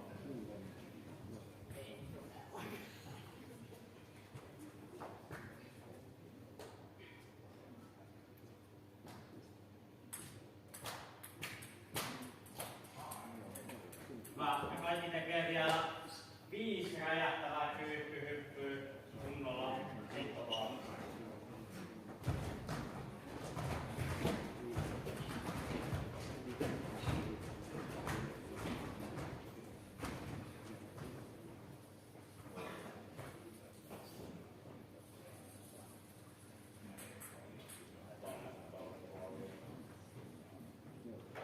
Joo. Pareja sillai. Täytetään tuolta puolelta. Ekana otetaan Luka ja Virpi. Sitten pelastin se viimeinen. Sinne. Sitten Liinus ja Lilla. Magnus ja Dennis tonne puolelle.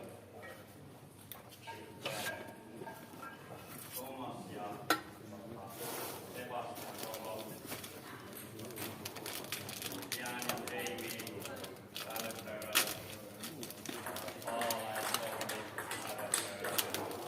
Sitten Emil ja ykkönen boksi. Haluatko sä ottaa Emil? Ja sitten voit siellä.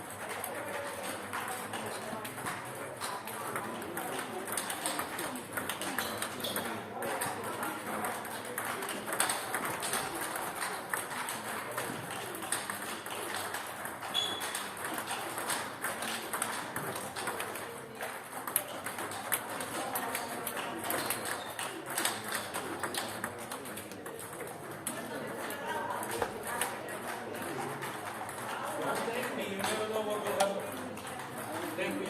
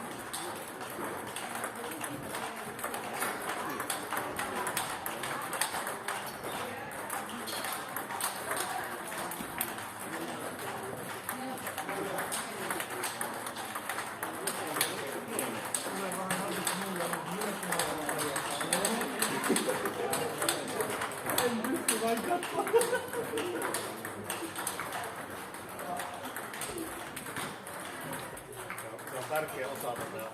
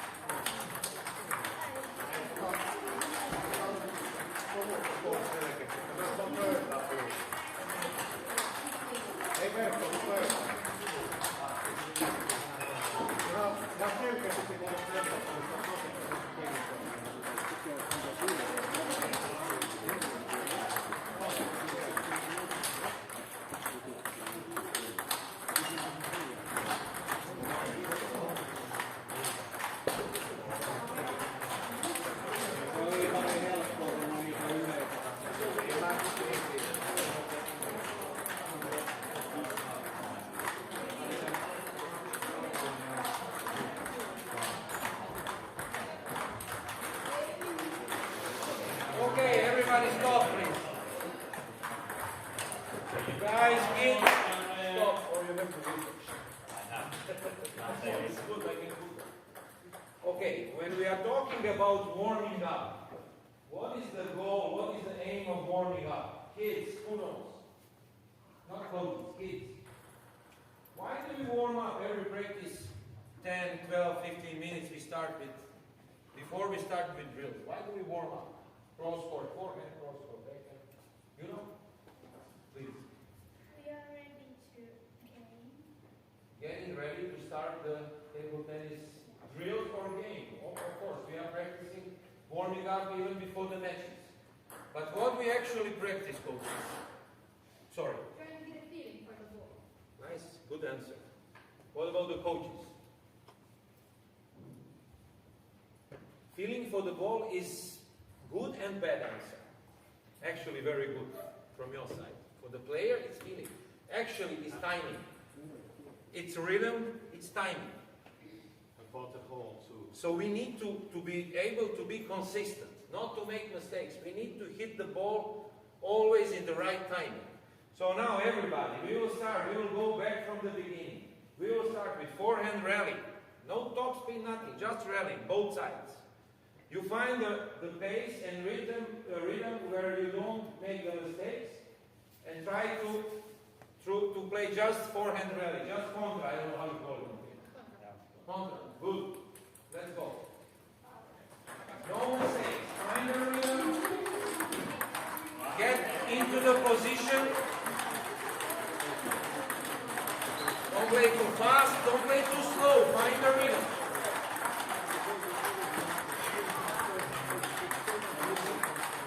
Problems.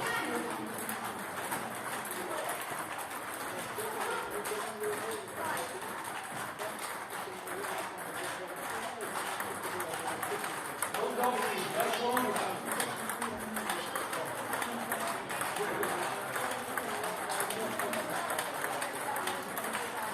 Finding, hit the ball in the right moment. Bam, bam, bam, bam, bam. Good, good. This is good. Focus.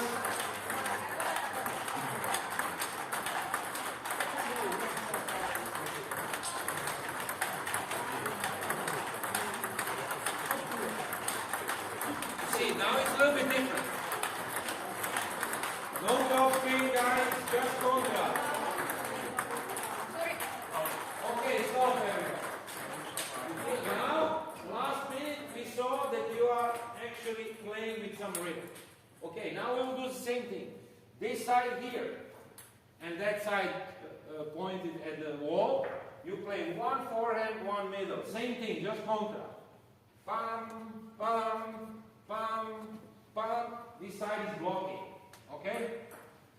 Again, try to find the rhythm, no mistakes, or less mistakes.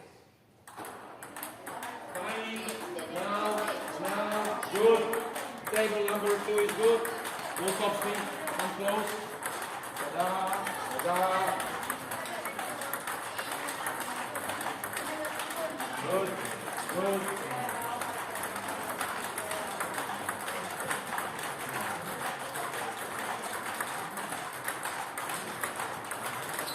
Table to the table.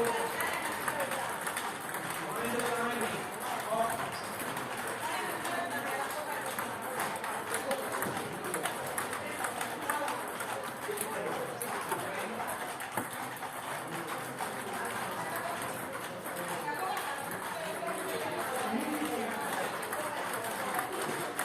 So if you see this kind of problem here, that the player is just standing and playing like this, you have to go in and change. There is no time, not 1 minute of this. You go there. Keep playing 1 minute. So we have to get in here. We have to make them.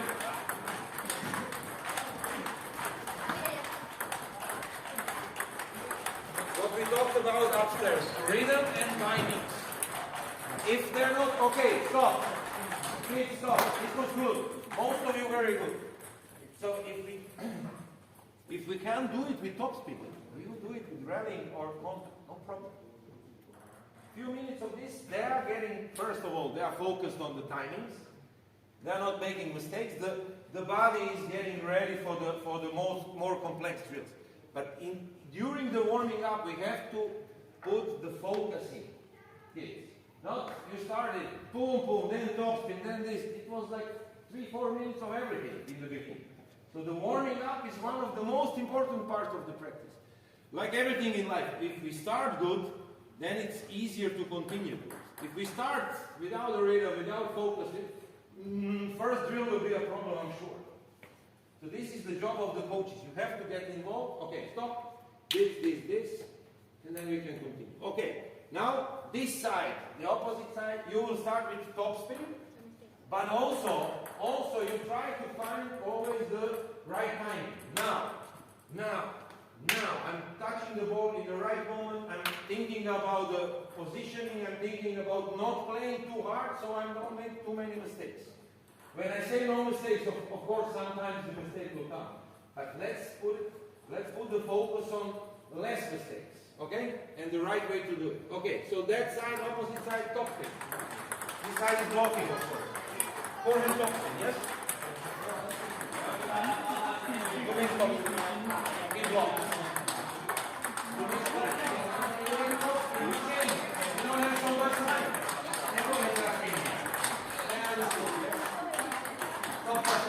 Sorry. Stop everybody. I was not clear enough. So the opposite side, this side and the side on the wall. You don't play 1-1 contra, you will play top spin. We will speed it up a little bit because we don't have all day. Okay? So you play top spin, girls.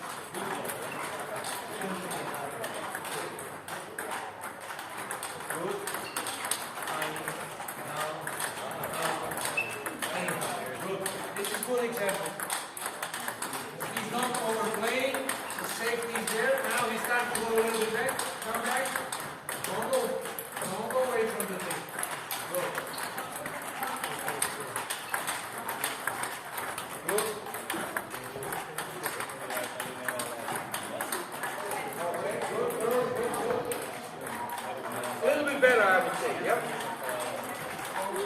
You immediately can see they're focusing more. And this is the biggest thing. If they're focused, the real trick comes.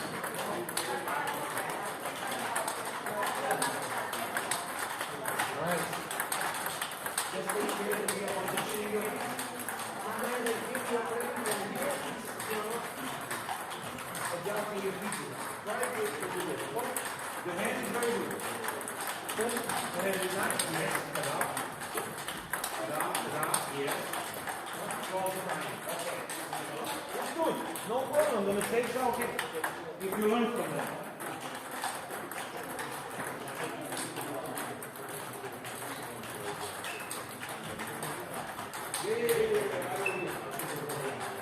Okay, good. Please, now we go to the backhand side. Again, we will start just running. You play with big side off. Okay, it's different. Then you turn, you play with forehand to her so she can play backhand. Okay. Or you can switch the racket if you are doing this.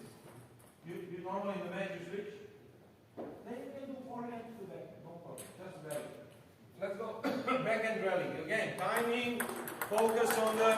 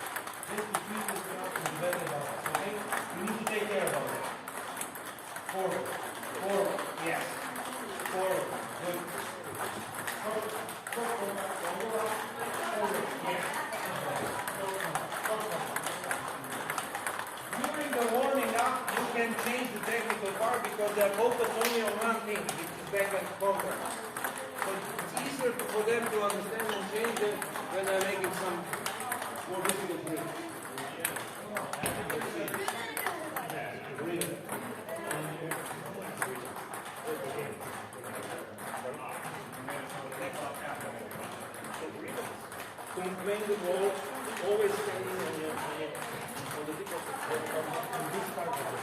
So you're not playing and then stand. Play and stop. No. Boom, come back. Boom, come back. Boom, come back. Ball is shorter, boom, come back. Okay? Everything else is good. Boom, yes. Nice. Nice. Try to be a little bit closer to the thing. Take the ball a little bit earlier. Take the ball far. Yes. Okay? Pushing the ball. Short.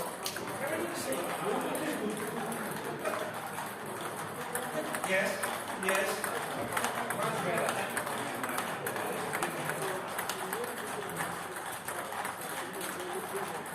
You like to play behind the table.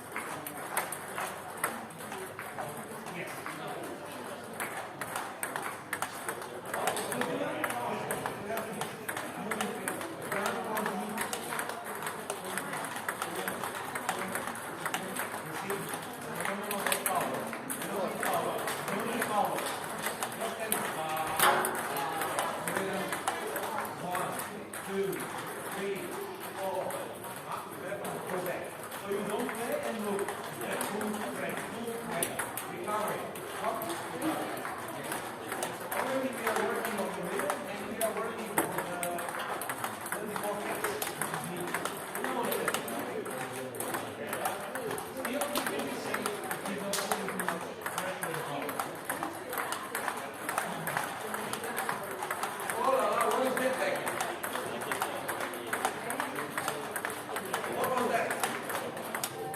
What is this? Oh! You see, this is something you don't want to do in practice. We are working on the technical part, yes. Sometimes we try here.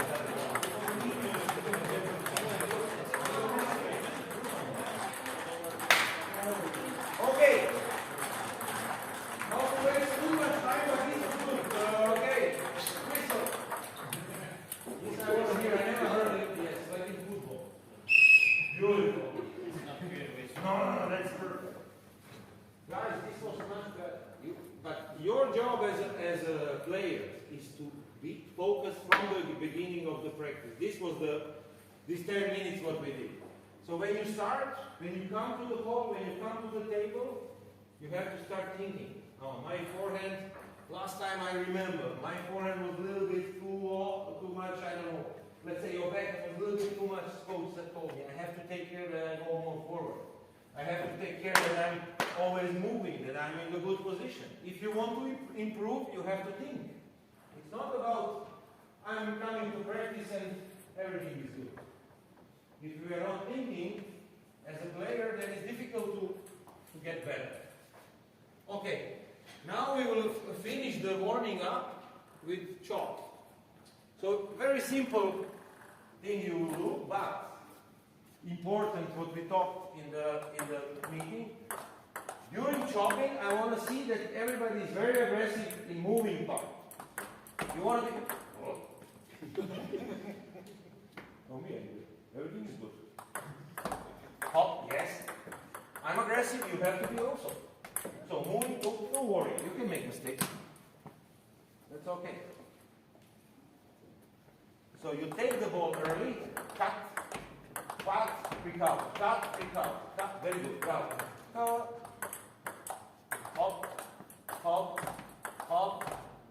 just back and back. Then after a few balls, when you feel the rhythm is okay and the timing is okay, please. Then you can use also going short, maybe shorter, longer. So we also move in and out. So this is also one part in the beginning, especially to learn how to move in and out. Because with other techniques for smaller kids, not for them, it's difficult to do these things in the rallying or even topspin. But in the cut, when you use the technique of chopping, even the smaller kids, they can do this. Okay guys, just back and back. When you feel it's okay, then you use short, long. Also, no mistakes, take care of timing. Quality of the cut. So you have to look. Are they pushing or they are cutting? In English we call it push. It's a stupid name. Because we don't push the ball. We want to cut the ball. Yes, you want to use the wrist okay.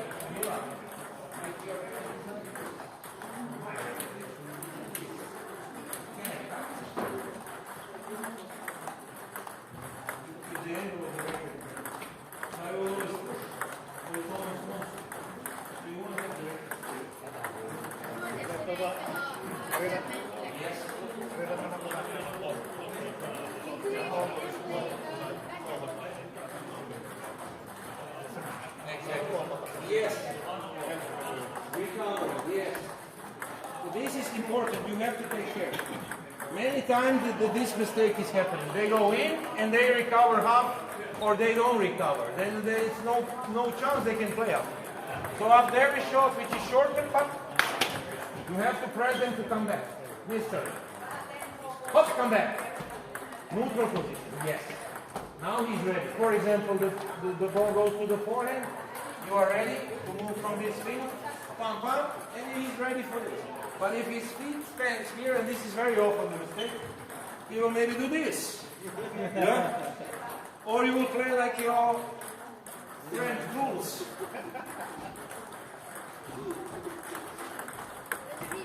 Let's see the right. And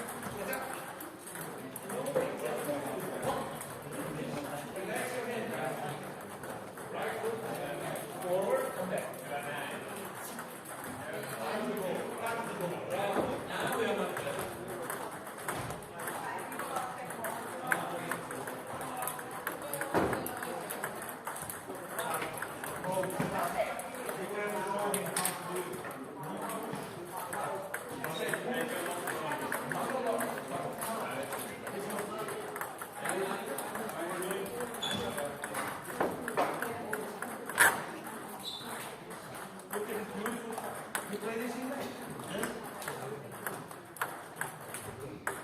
Look at the stance.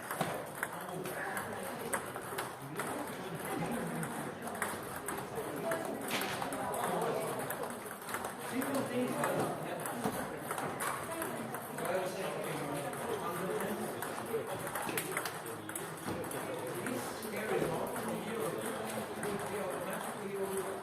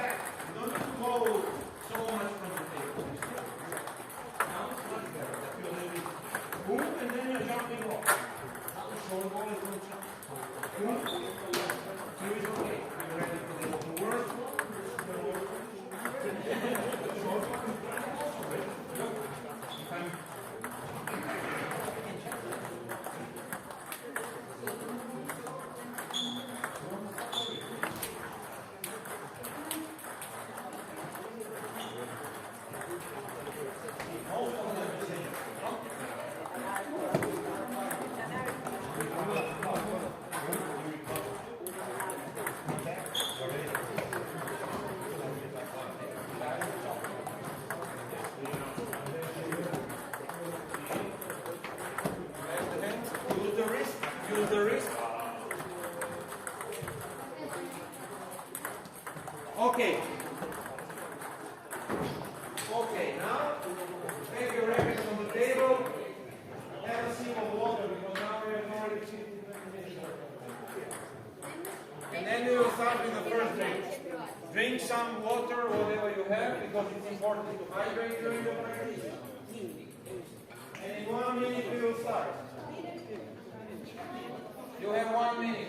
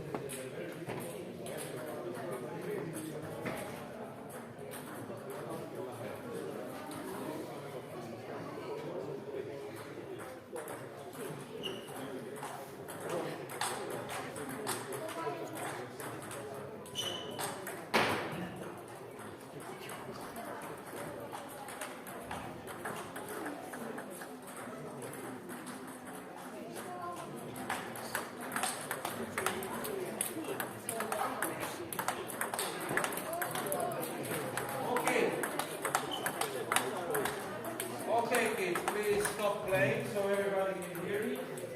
Now we will start with the first drill. Let's say this was warming up. It took a little bit more time, but this was warming up.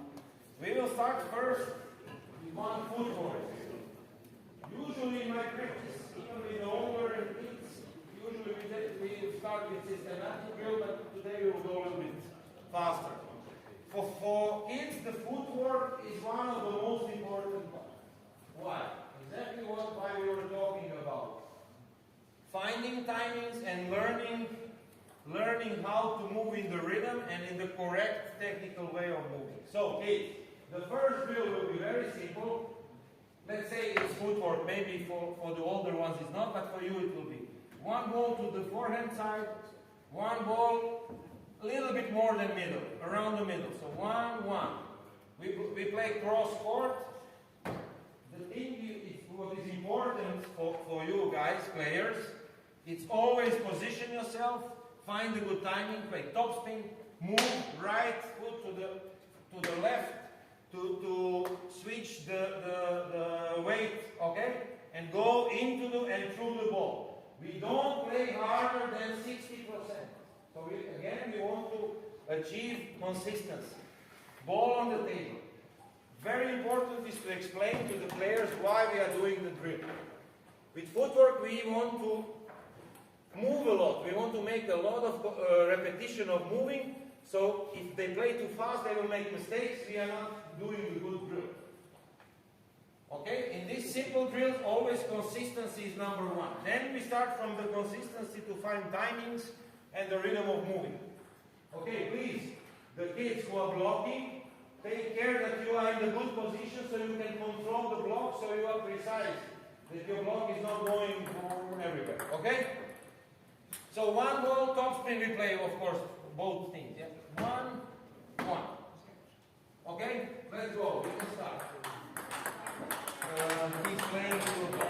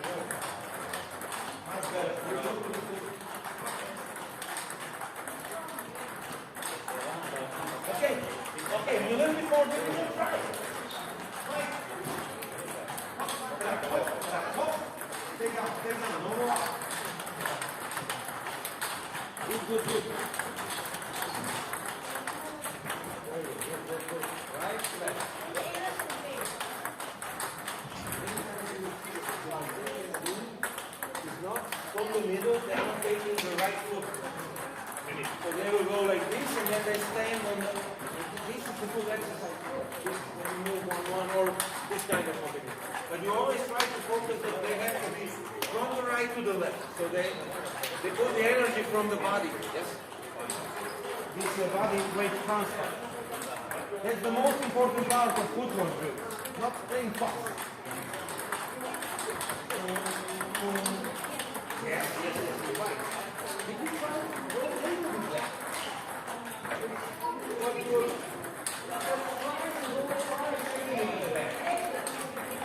It's okay. Don't worry, this is just practice. You cannot be bad. You can just work.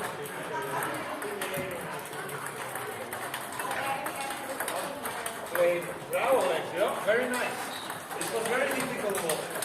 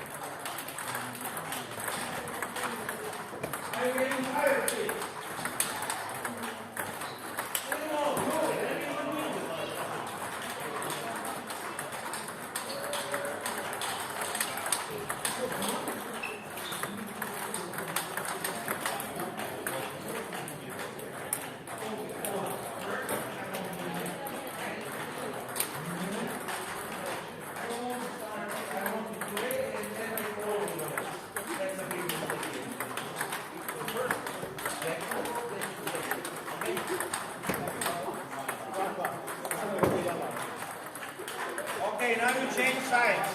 The other side is doing top spin, this side is blocking.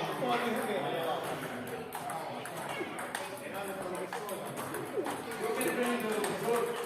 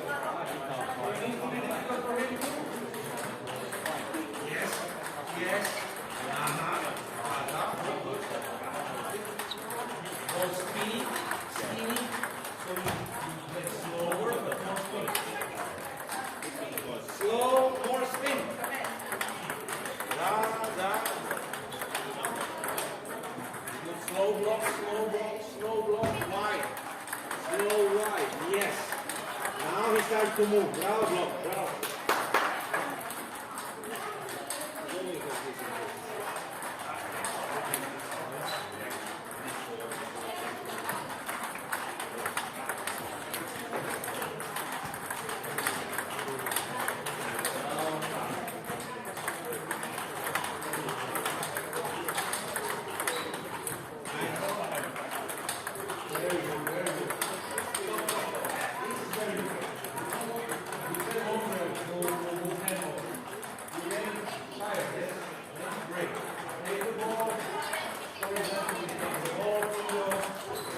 Catch your breath, focus on the next. So you want to always play like this. Very good. So also try to teach them how to practice. Because you want to play immediately, probably the mistake will happen. Jos on ollut vähän pitää, niin ryhtyy imaisemmin laukoon. Se on tehty, vaan sä lähdet oikein suuntaan. Ei voi ruveta asettaa sinne.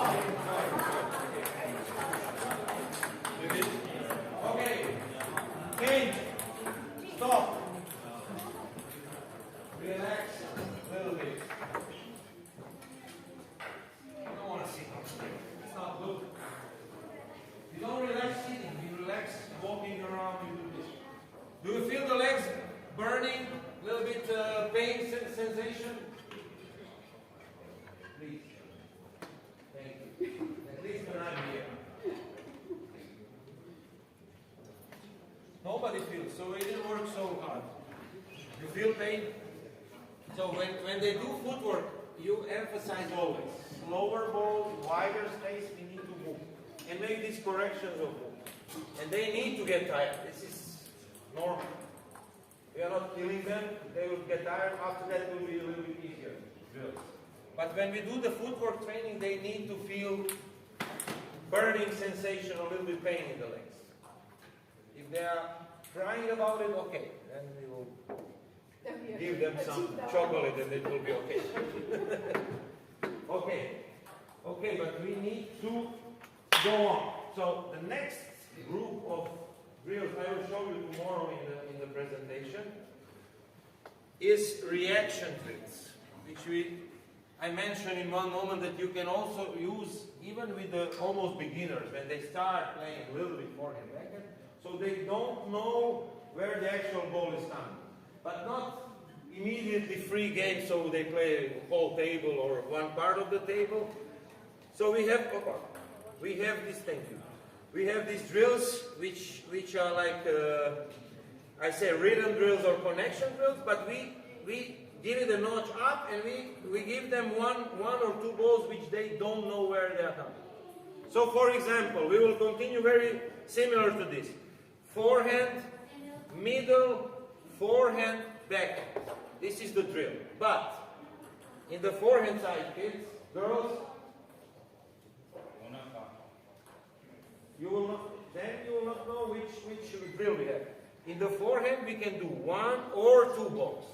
So when you block to him, you can do one or two, one in the middle, one or two, one in the backhand. You understand?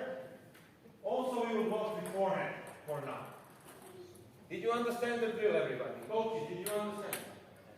So one or two forehand, one middle. One or two forehand, one backhand. If the regular drill will be forehand, middle, forehand, backhand, everybody plays that a lot. But this is, we have one ball which we don't know where it's coming. So it's small reaction. For this level, it's perfectly okay to have this small reaction over there. And you will see the difference when they play.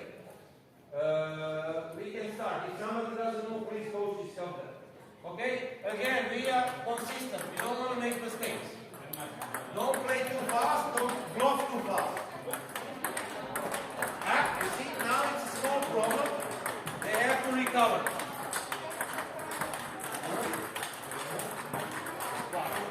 Very good play.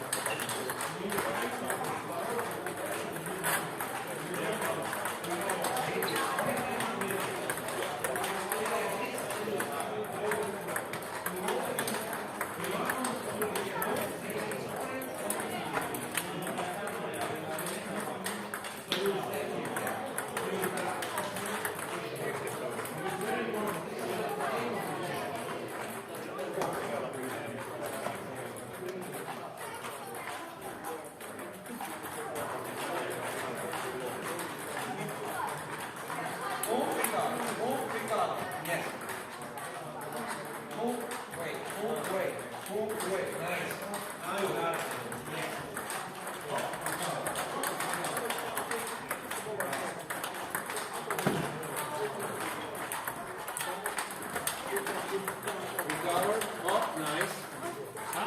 Okay, you didn't recover perfectly. Okay. Just stay focused.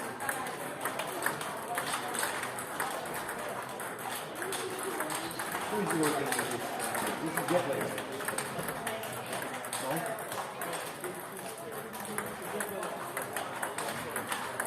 There is no coach.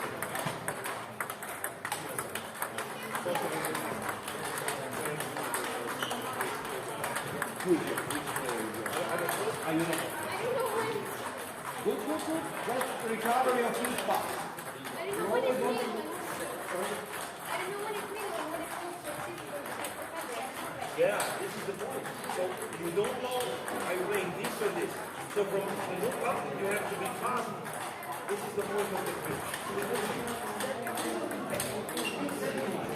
Can you get this?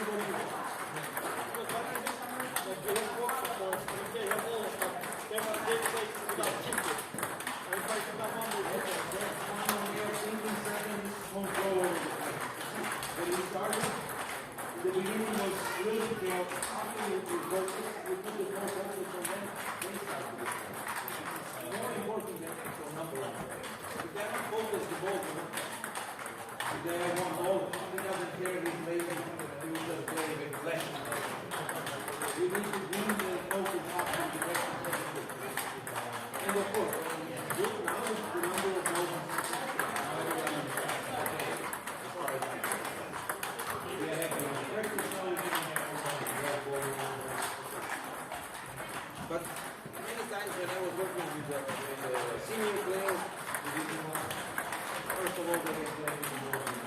Second, I really know. Especially if you're doing something more specific from the match. You will also go into the match.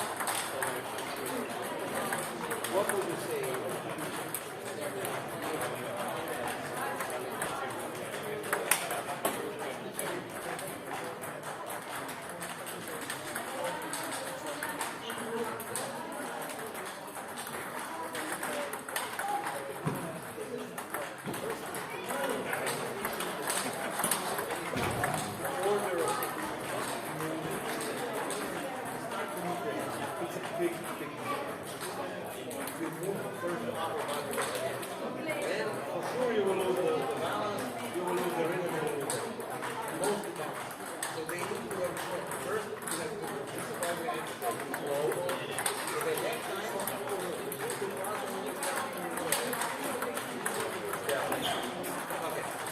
Okay. So now we will do the similar drill the other side, so the other player, but not same. We will do from the other side. So we play 1 or 2 backhands, 1 ball to the middle. We play with forehand. So again, 1 or 2 backhands and forehand. So again, we have the connection drill backhand, middle, backhand, forehand, but we are putting a little bit more difficult, 1 or 2. You understand, please, everybody? So 1 or 2, middle. 1 or 2, forehand.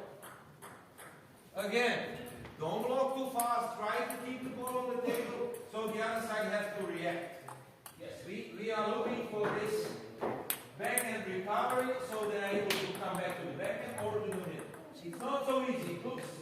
It sounds easy drill, but it's very difficult actually for this level. So after every shot, please, you play backhand, you recover in the middle, so you are ready to go backhand again or middle, or from the forehand. Okay. Backhand block, sorry, yes, of course, backhand block. Sorry, I didn't mention. You block with backhand, yes.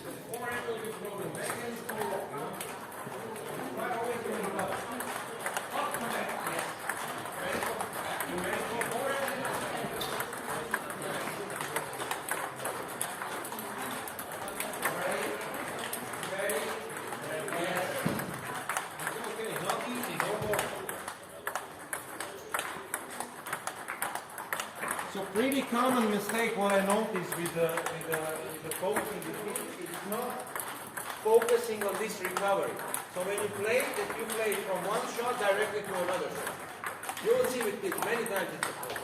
So you want to play the ball, you put yourself again in the position where you're able to move in all the directions.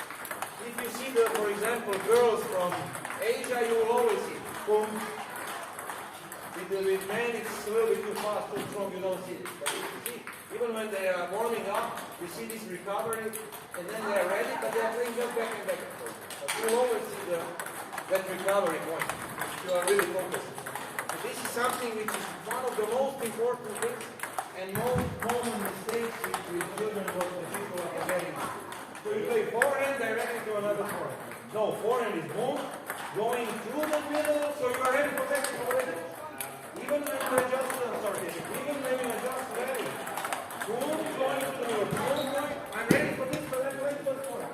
Boom, I'm going here, my body is ready for forehand. Even when I'm just warming up, you need to be automatic. Yes. Yes. Through the neutral position. And about the neutral position, very important is that we understand. There is a neutral position. There is backhand neutral position and forehand neutral position. So it's not always you're playing backhand, you're getting ready for backhand, but in one moment there is no problem to go to the forehand. Yes. So it's always, because you're not doing, for example, this. Boom, you are recovering to here. Because this is already set. But forehand, during moving, it's no problem if you turn your racket and getting ready.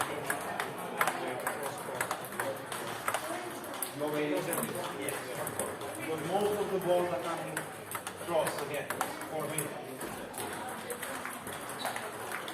About the grip we talked, what my opinion is, just try to teach them to have this neutral grip and to play. You see, when your hand is soft, the racket will follow, you see, the racket automatically goes to the backhand if you let it go.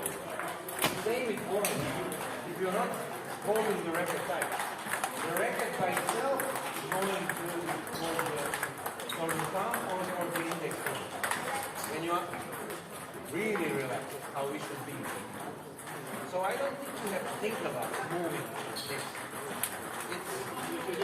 It's automatically, it's lean on my index finger, so it's ready for the racket, so I can use my thumb. In this moment, this is the most important for the racket.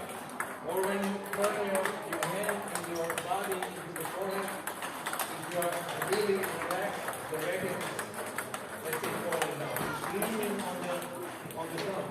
So the index finger is free to put to generate the spin and movement to the wrist. Not that you are really No, you don't need to move. Let me try your hand. You will take it, yeah? How do you hold the racket? I don't have to get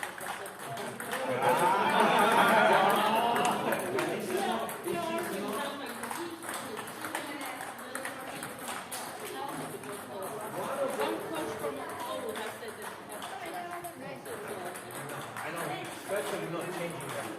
In this kind of drills, when they don't know, they will try to find the way to it. For example, you play 1 or 2, which is more difficult. Or they can play a little bit, maybe 1 or 2. So they have to find the angles. So they will start searching. If they are going through the middle, like I said, it will come with the practice, it will come. They will stop doing this. We are not tennis. We are not tennis that we are doing this, boom, and then we are changing. We don't have that time.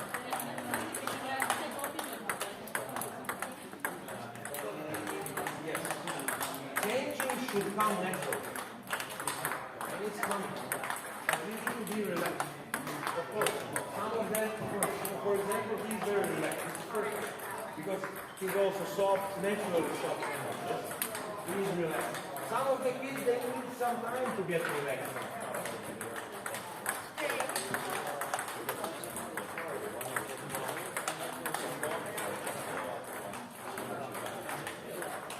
If you go, you mean 1 or 2, 1 or 2. Or 1 or 2, 1 or 2. This one.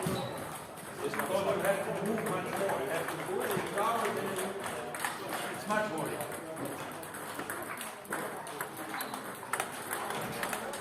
Yes.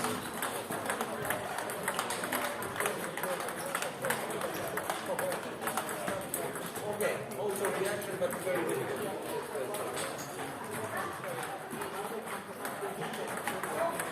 Yes. Even more. I would say 80-20. Yes, exactly. This is like the Chinese say, this is the living room. When you play that, this is the living room. If you are watching your TV, you have to be here. This is okay, you have to fight for that. Correct.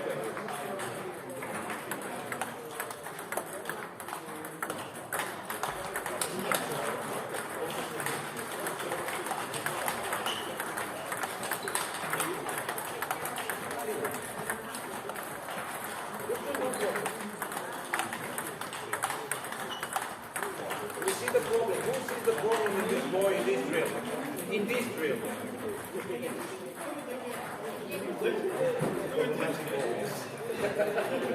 He knows. In general, he has a problem with him. In this drill, play a little bit but soft.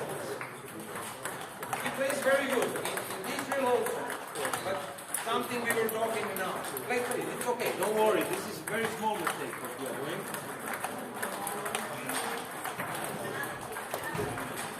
Somebody. Okay, little bit that too, but when he finished concerning these problems around the reaction, he's finishing like this. So he doesn't recover neither the body, as you said, so much, but even more the arm with the racket. So he's doing this, and then this is why he's playing sometimes middle with the back. So when you finish with the boom, you want to recover in this. So when he touches the ball, play. Boom, oh sorry. Boom, when he touches the ball, I need to be ready. Boom, I'm ready. Even before. Not. Comprende? Let's go. Boom, recover. Where is your hand? These details you have to look. If he's doing this, he's touching the ball. He will for sure be in trouble because he's not ready. Boom. You see?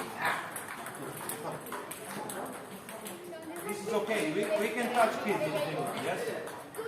Some countries they are not allowed. Boom. So, finish, you go back in the middle. You're ready for next second, but also if you come up, you're ready. Okay, so don't finish here. Boom, you go back. Boom, you go back. Boom, you go back. Okay? Let's go, try. Good. Boom, ready. Yes.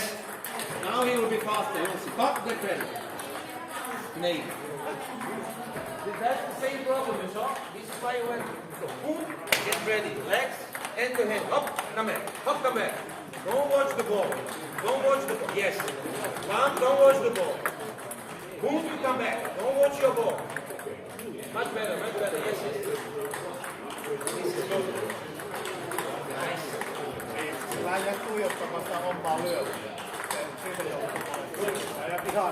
This is good, example.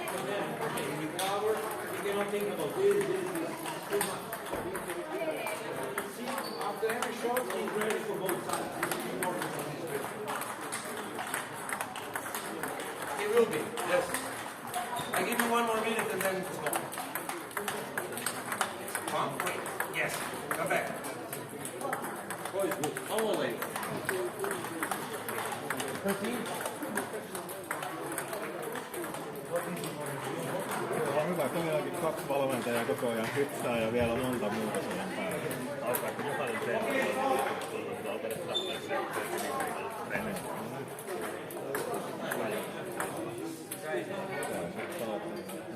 maailmalla se on kunnolla.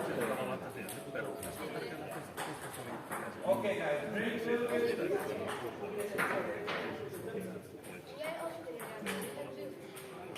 Difficult?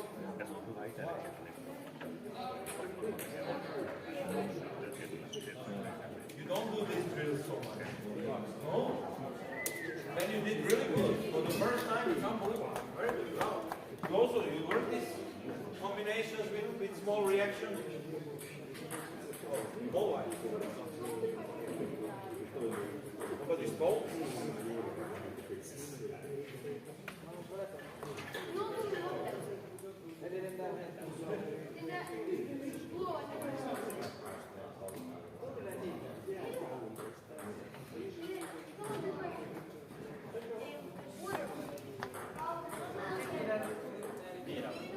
Was it there because we changed this here?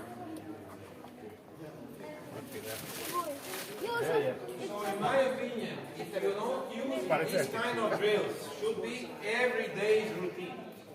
So even if you start first drill, you give them, let's say, backhand, middle, backhand, forehand.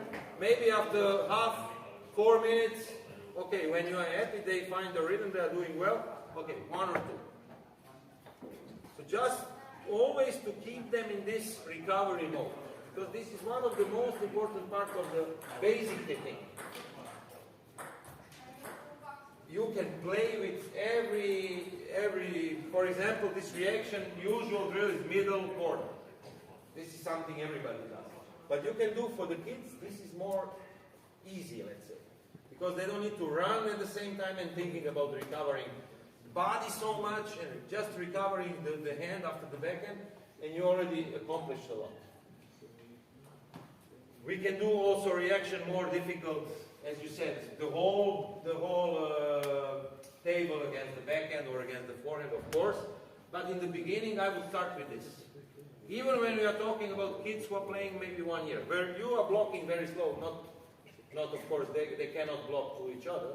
But if you are working 1 or 2, 1, 1 or 2, 1 or 2, 1, so they, from the beginning, they start to understand this recovery system.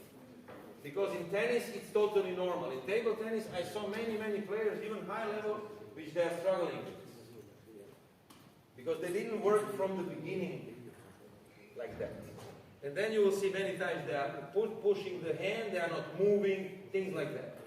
These kind of drills can solve this problem if it's done properly. Okay, now we will move on for the what I call them semi-schematic drills. So we will start with the serve. We know where the first ball is coming. So again, we are talking about young players. So the drill will be like this. Regular pendulum serve, or if somebody doesn't use it, you can use backhand or whatever. Short serve to the backhand middle side. First ball is just push to the middle. We start with the forehand loop to the backhand side. First block is going to the backhand side. That backhand is playing also always to the backhand, and after that it's a free game. So we know the first 2 balls, or first or 2 or 3 balls we know, and then after we are going towards the open game. So this is why it's semi-schematic. You know the first part of the drill, so it's easier for them not to have, I don't know, your first ball you can open anywhere, then the kids will just make mistakes. It's too hard for them. So first ball they know, it's always pushed to the middle. They know after the serve, positioning. This is important, kids. After every serve, get into the position. Don't make serve and then you wait for the middle. Because in the match, nobody will tell you, I will push to the middle. Yes? We don't know that when we play matches. So serve, position. We start with forehand loop. Getting back again, recovering to the position. Backhand to the backhand. Recovery, and then we play open game after that. Everybody understood? If you didn't, maybe coaches can help.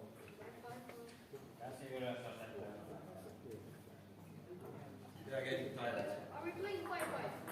5-5. 5 and 5 here. No, only one side is working. So this side first, this side will work. Yes.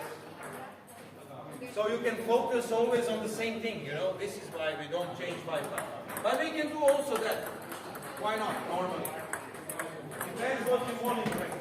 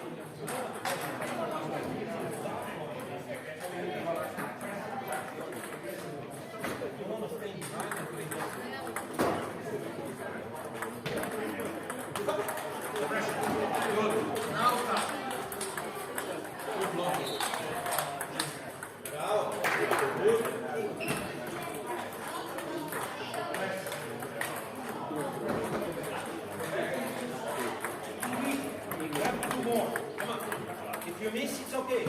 No worries. Go. Go. Yes. Much better. Just a little bit too big.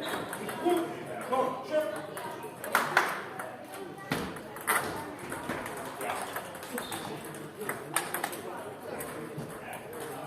You're strong. You have to receive better.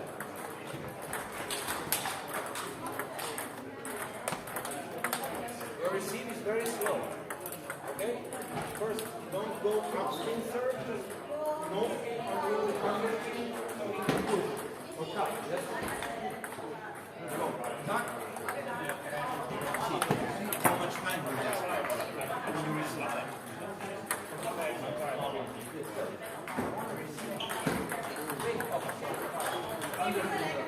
Yes. Push like this so he can do whatever he wants. This is already like the match. You want to hook, hook. You want to make pressure on him. Yes. Put some pressure. Hop. Yes. Go in. Go in.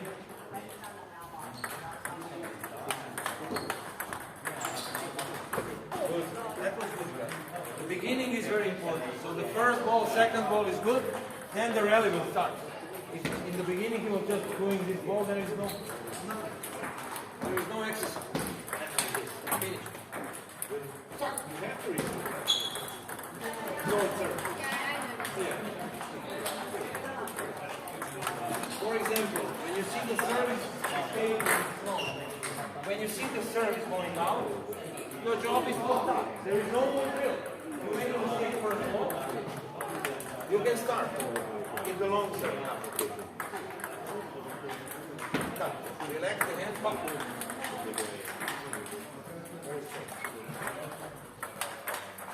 Zero acceleration. And up low medium.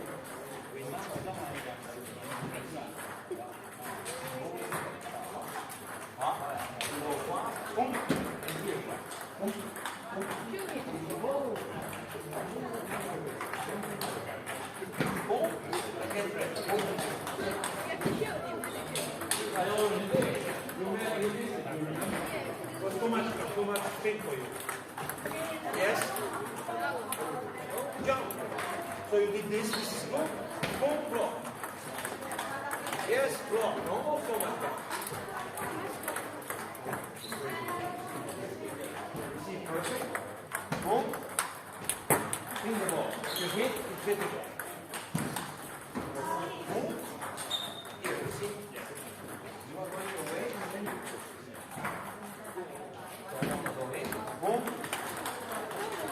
Use your legs more. Use your legs to lift the ball. Don't sit still and cut. Come on. Start. Start. You are not spinning the ball enough. You are hitting the ball. Just relax in the block. Nice. Nice. Good. Much better. The long serve, you attack. Look at the serve. Now it's short. Yes. Just put your weight on the left leg. Left leg and then block. Okay.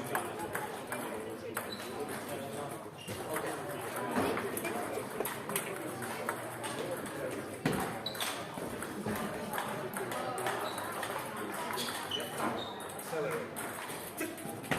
Yes. That's short. You see the serve, if it's long, nice. That's a good serve.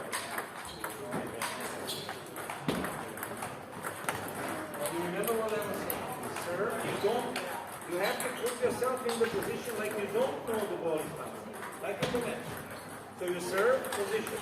Then you turn and spin. Sometimes you can change. Yes. Now spin the ball. Almost with a fast spin. Yes.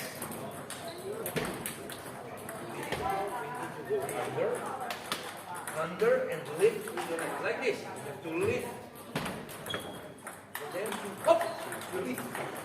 And use your hand just to spin the ball.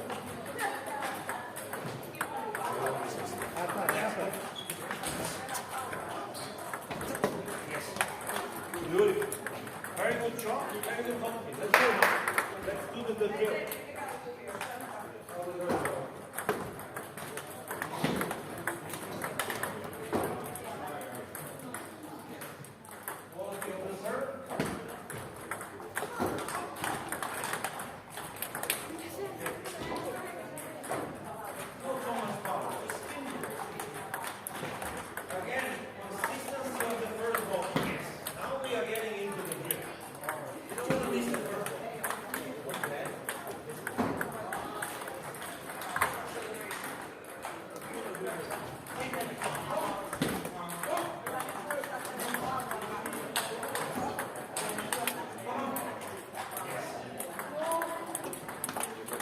Norma.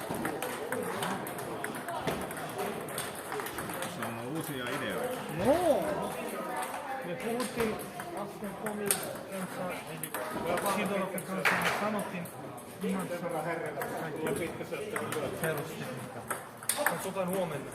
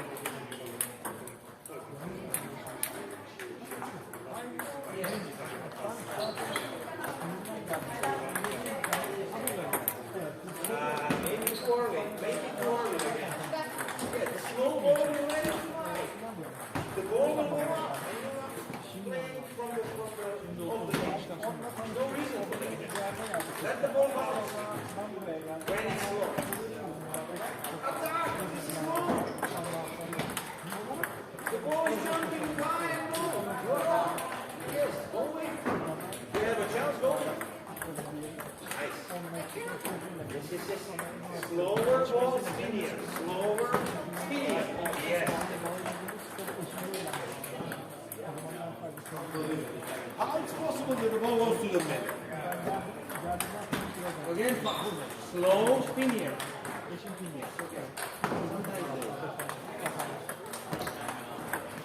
Bravo, guys. It was nice, really. Good moving, boy. Look at that. Dennis.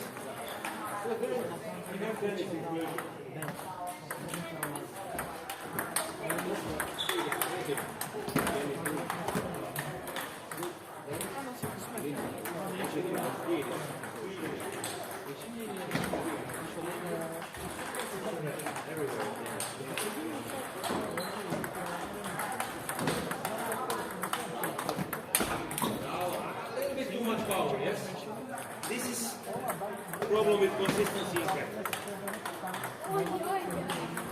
And they do a lot of they will need someone like this. Or experience also. And more focus.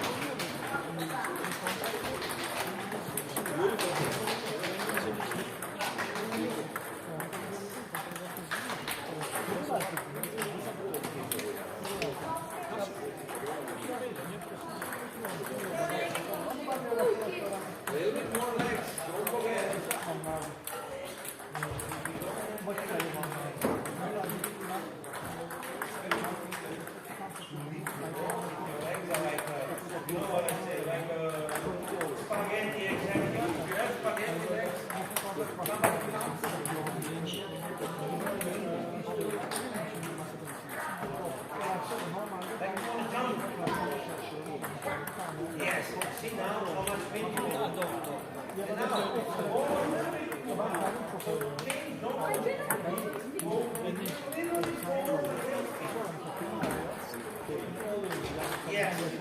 And now you're entering yes. And you're entering yes. And you are under control from the beginning. You know why? Because of the first one. Your first one is making problems. And second one you are pressing. Then you have the position. Okay? First ball is important. Second problem. From tomorrow, change your morning call. You will see. This is the problem. You have to change your backhand. Don't wait. Don't wait. First of all, be aggressive. Yes. Now use your legs more. Four. Yes. Good.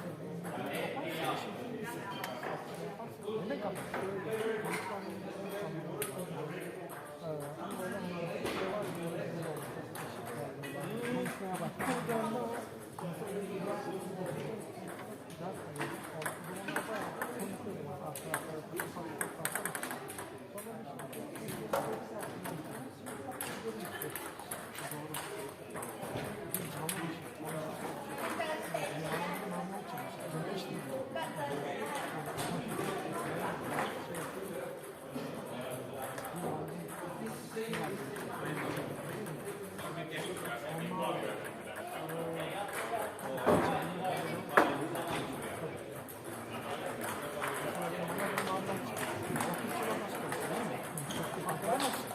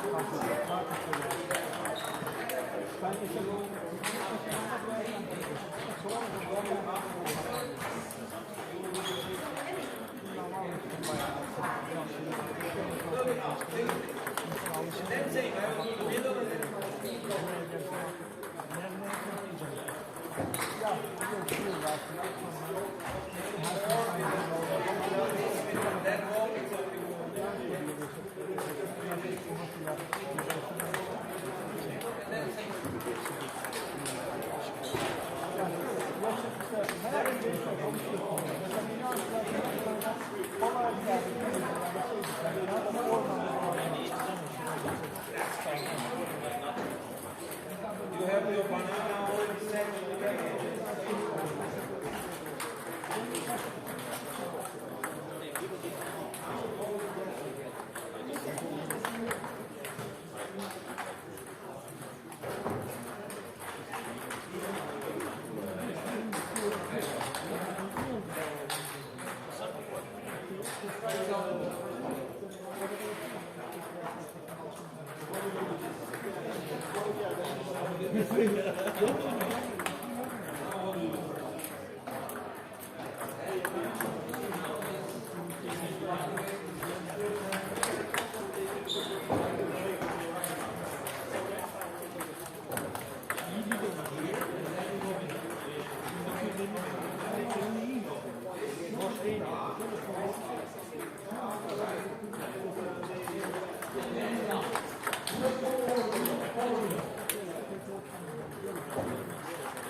Yes, now it's better. Try to stay from the top most.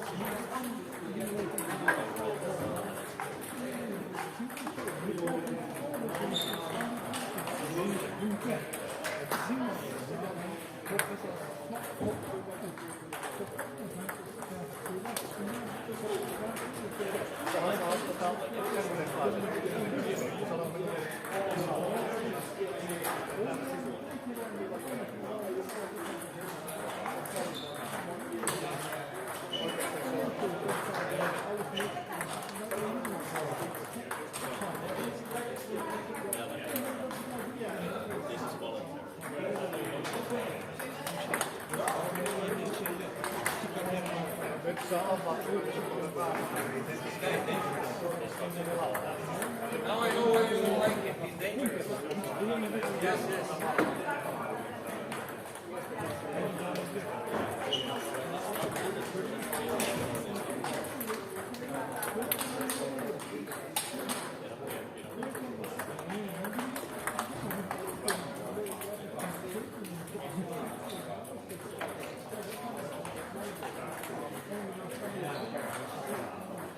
Okay, guys. Please now pick up all the balls and come back to the table. But first pick up all the balls. You can put them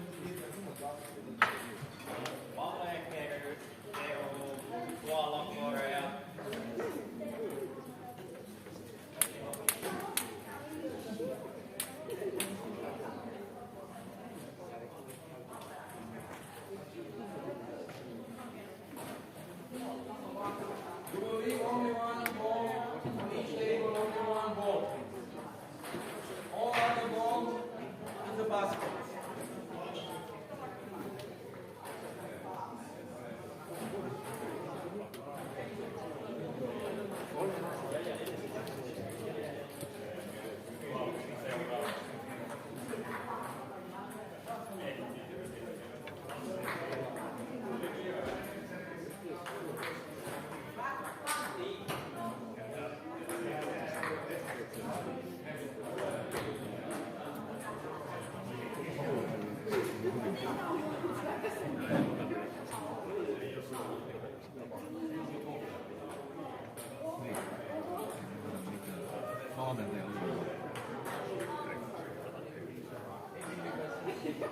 Täällä Kosken leiri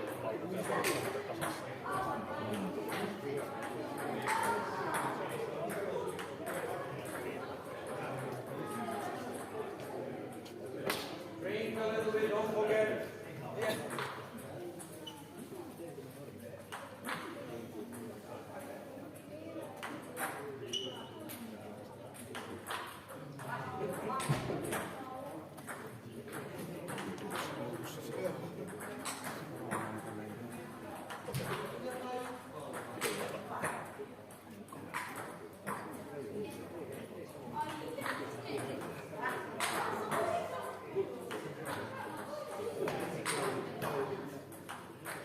very different.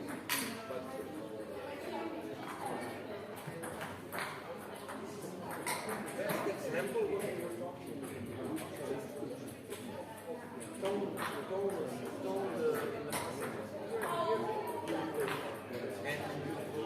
understanding.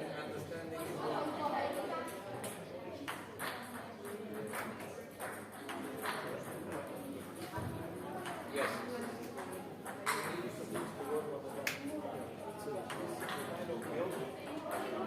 Yes, of course, I know. This is spaghetti ball.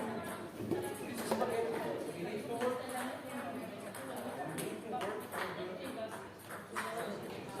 Body. Then all the people that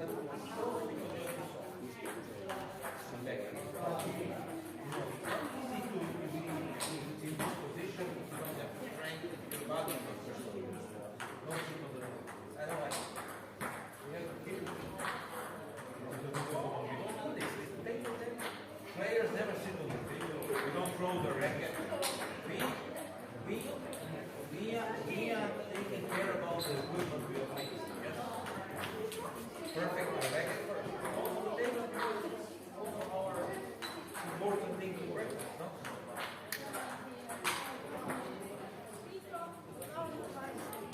Yes?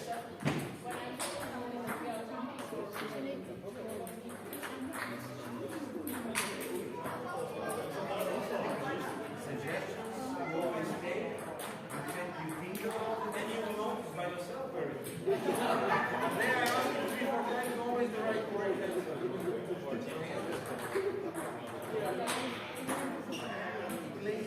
A little bit too big.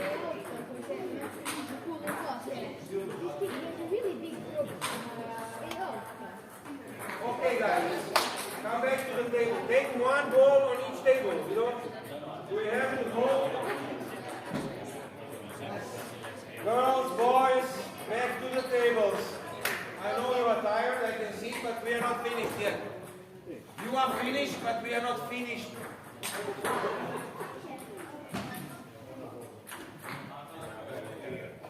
One ball each table. Coach, where is the whistle? Coach. They are not focused. Don't sit on the table.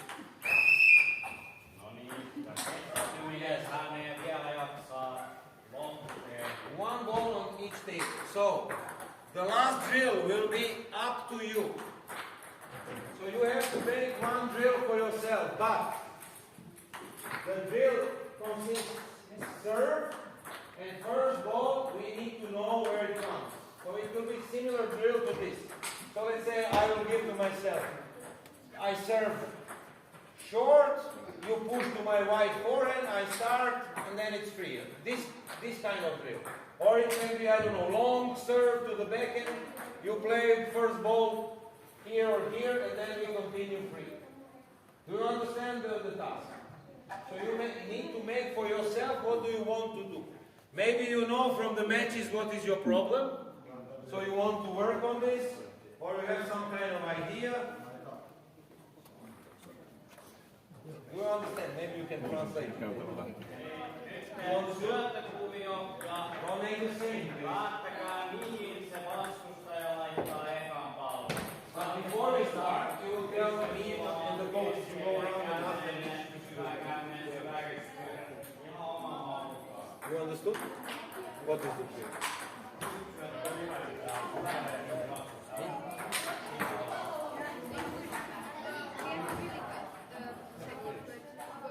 Okay, before you start, you have to decide and tell me. Think about it.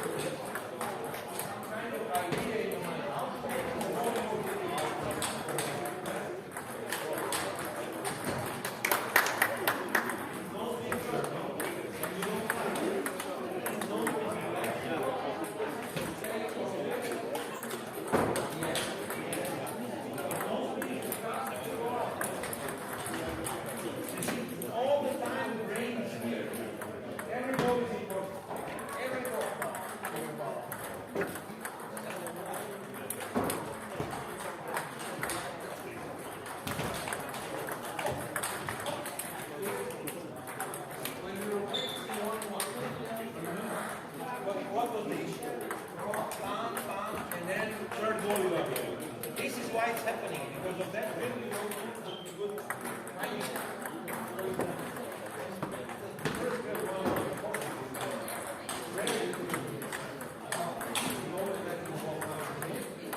So waiting and always waiting for the moment. So you have to attack it. This is super. This is all it needs. Push them to work harder. Go in. Yes.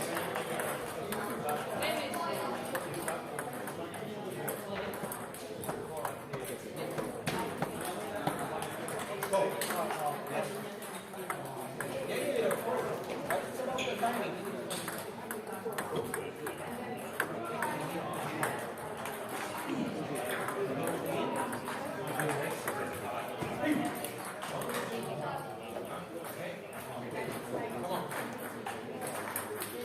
One more minute. Go. Yes. Go. A little bit more.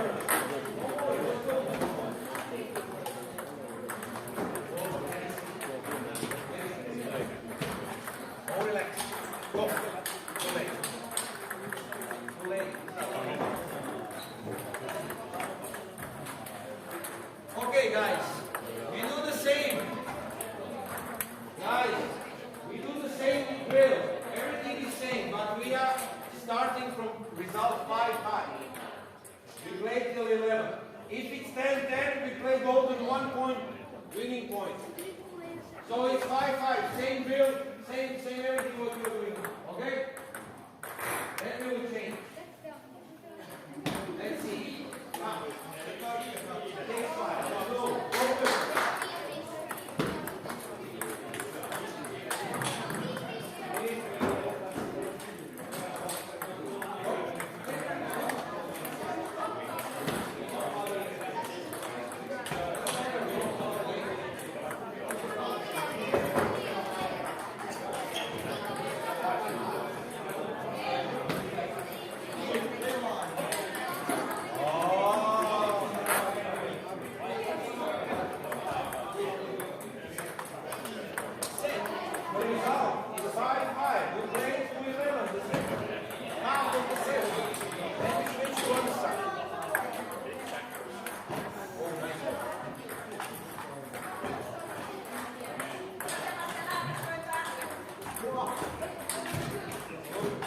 Yes. Then we switch. This real same guy who worked.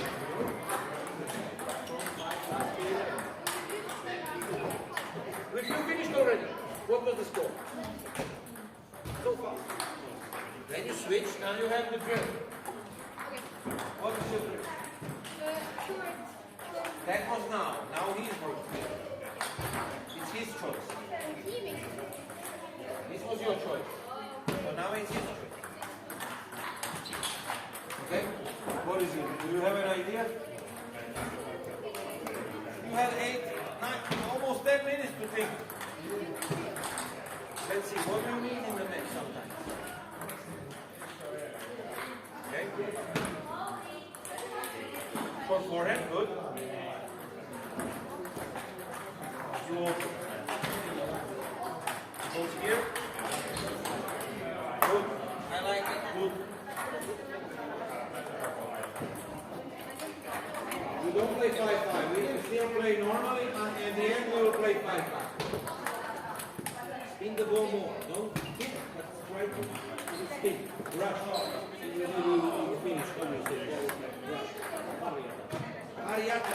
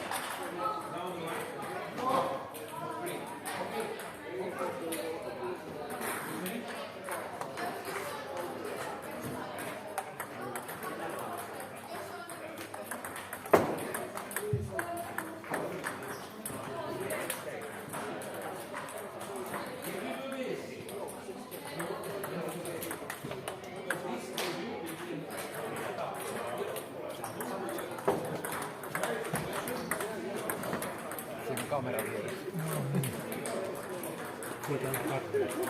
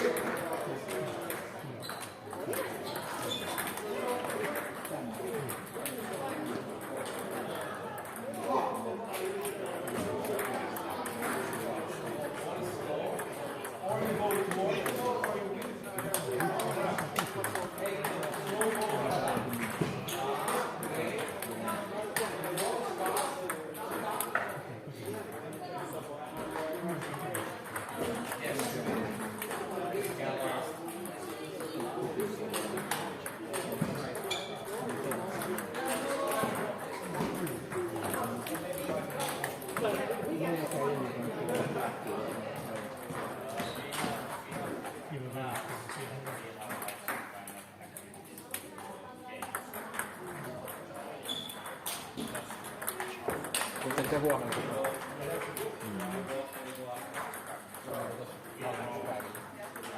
Mä ajattelin ihan samassa sanoa, että mä tuun tänne, niin kuunnellaan vähän valmentamista. Ei tässä vähän kuunnella.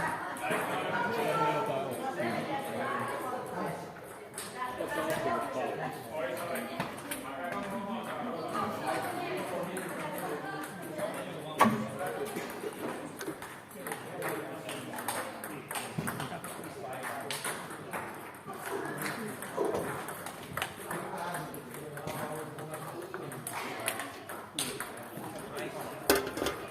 No.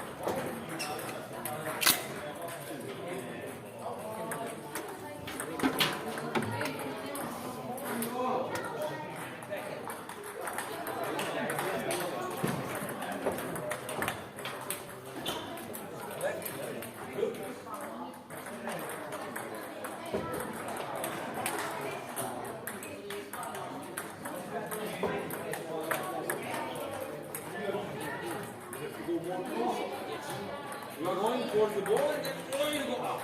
No, you want to go through the ball. Through the ball. Right? You have to and relax a little bit. Okay? Especially the upper part. Relax.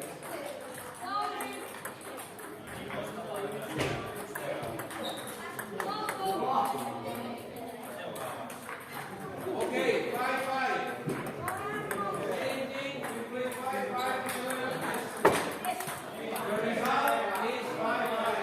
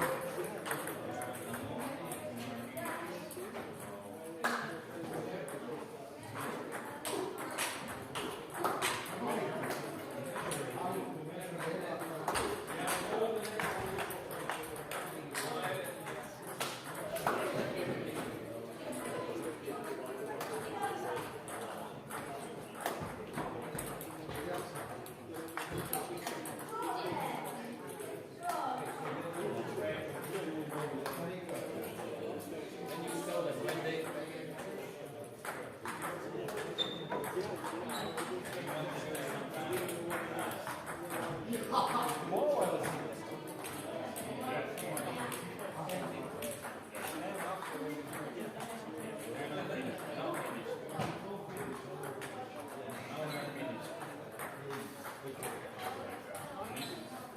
Pick up the ball, please, and give it to the coaches. All the balls, please.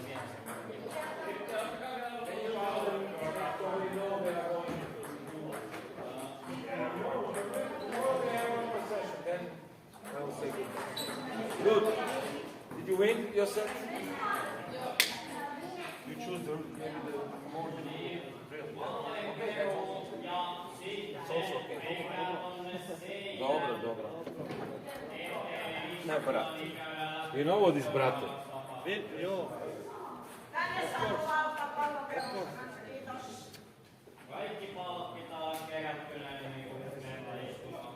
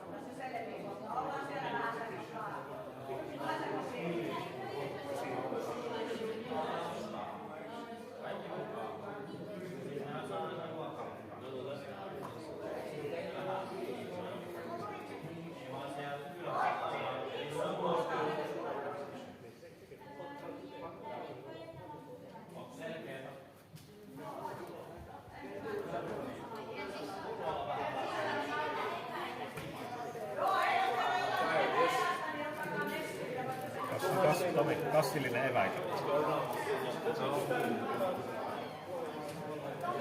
Tomorrow you will play. You like it, yes?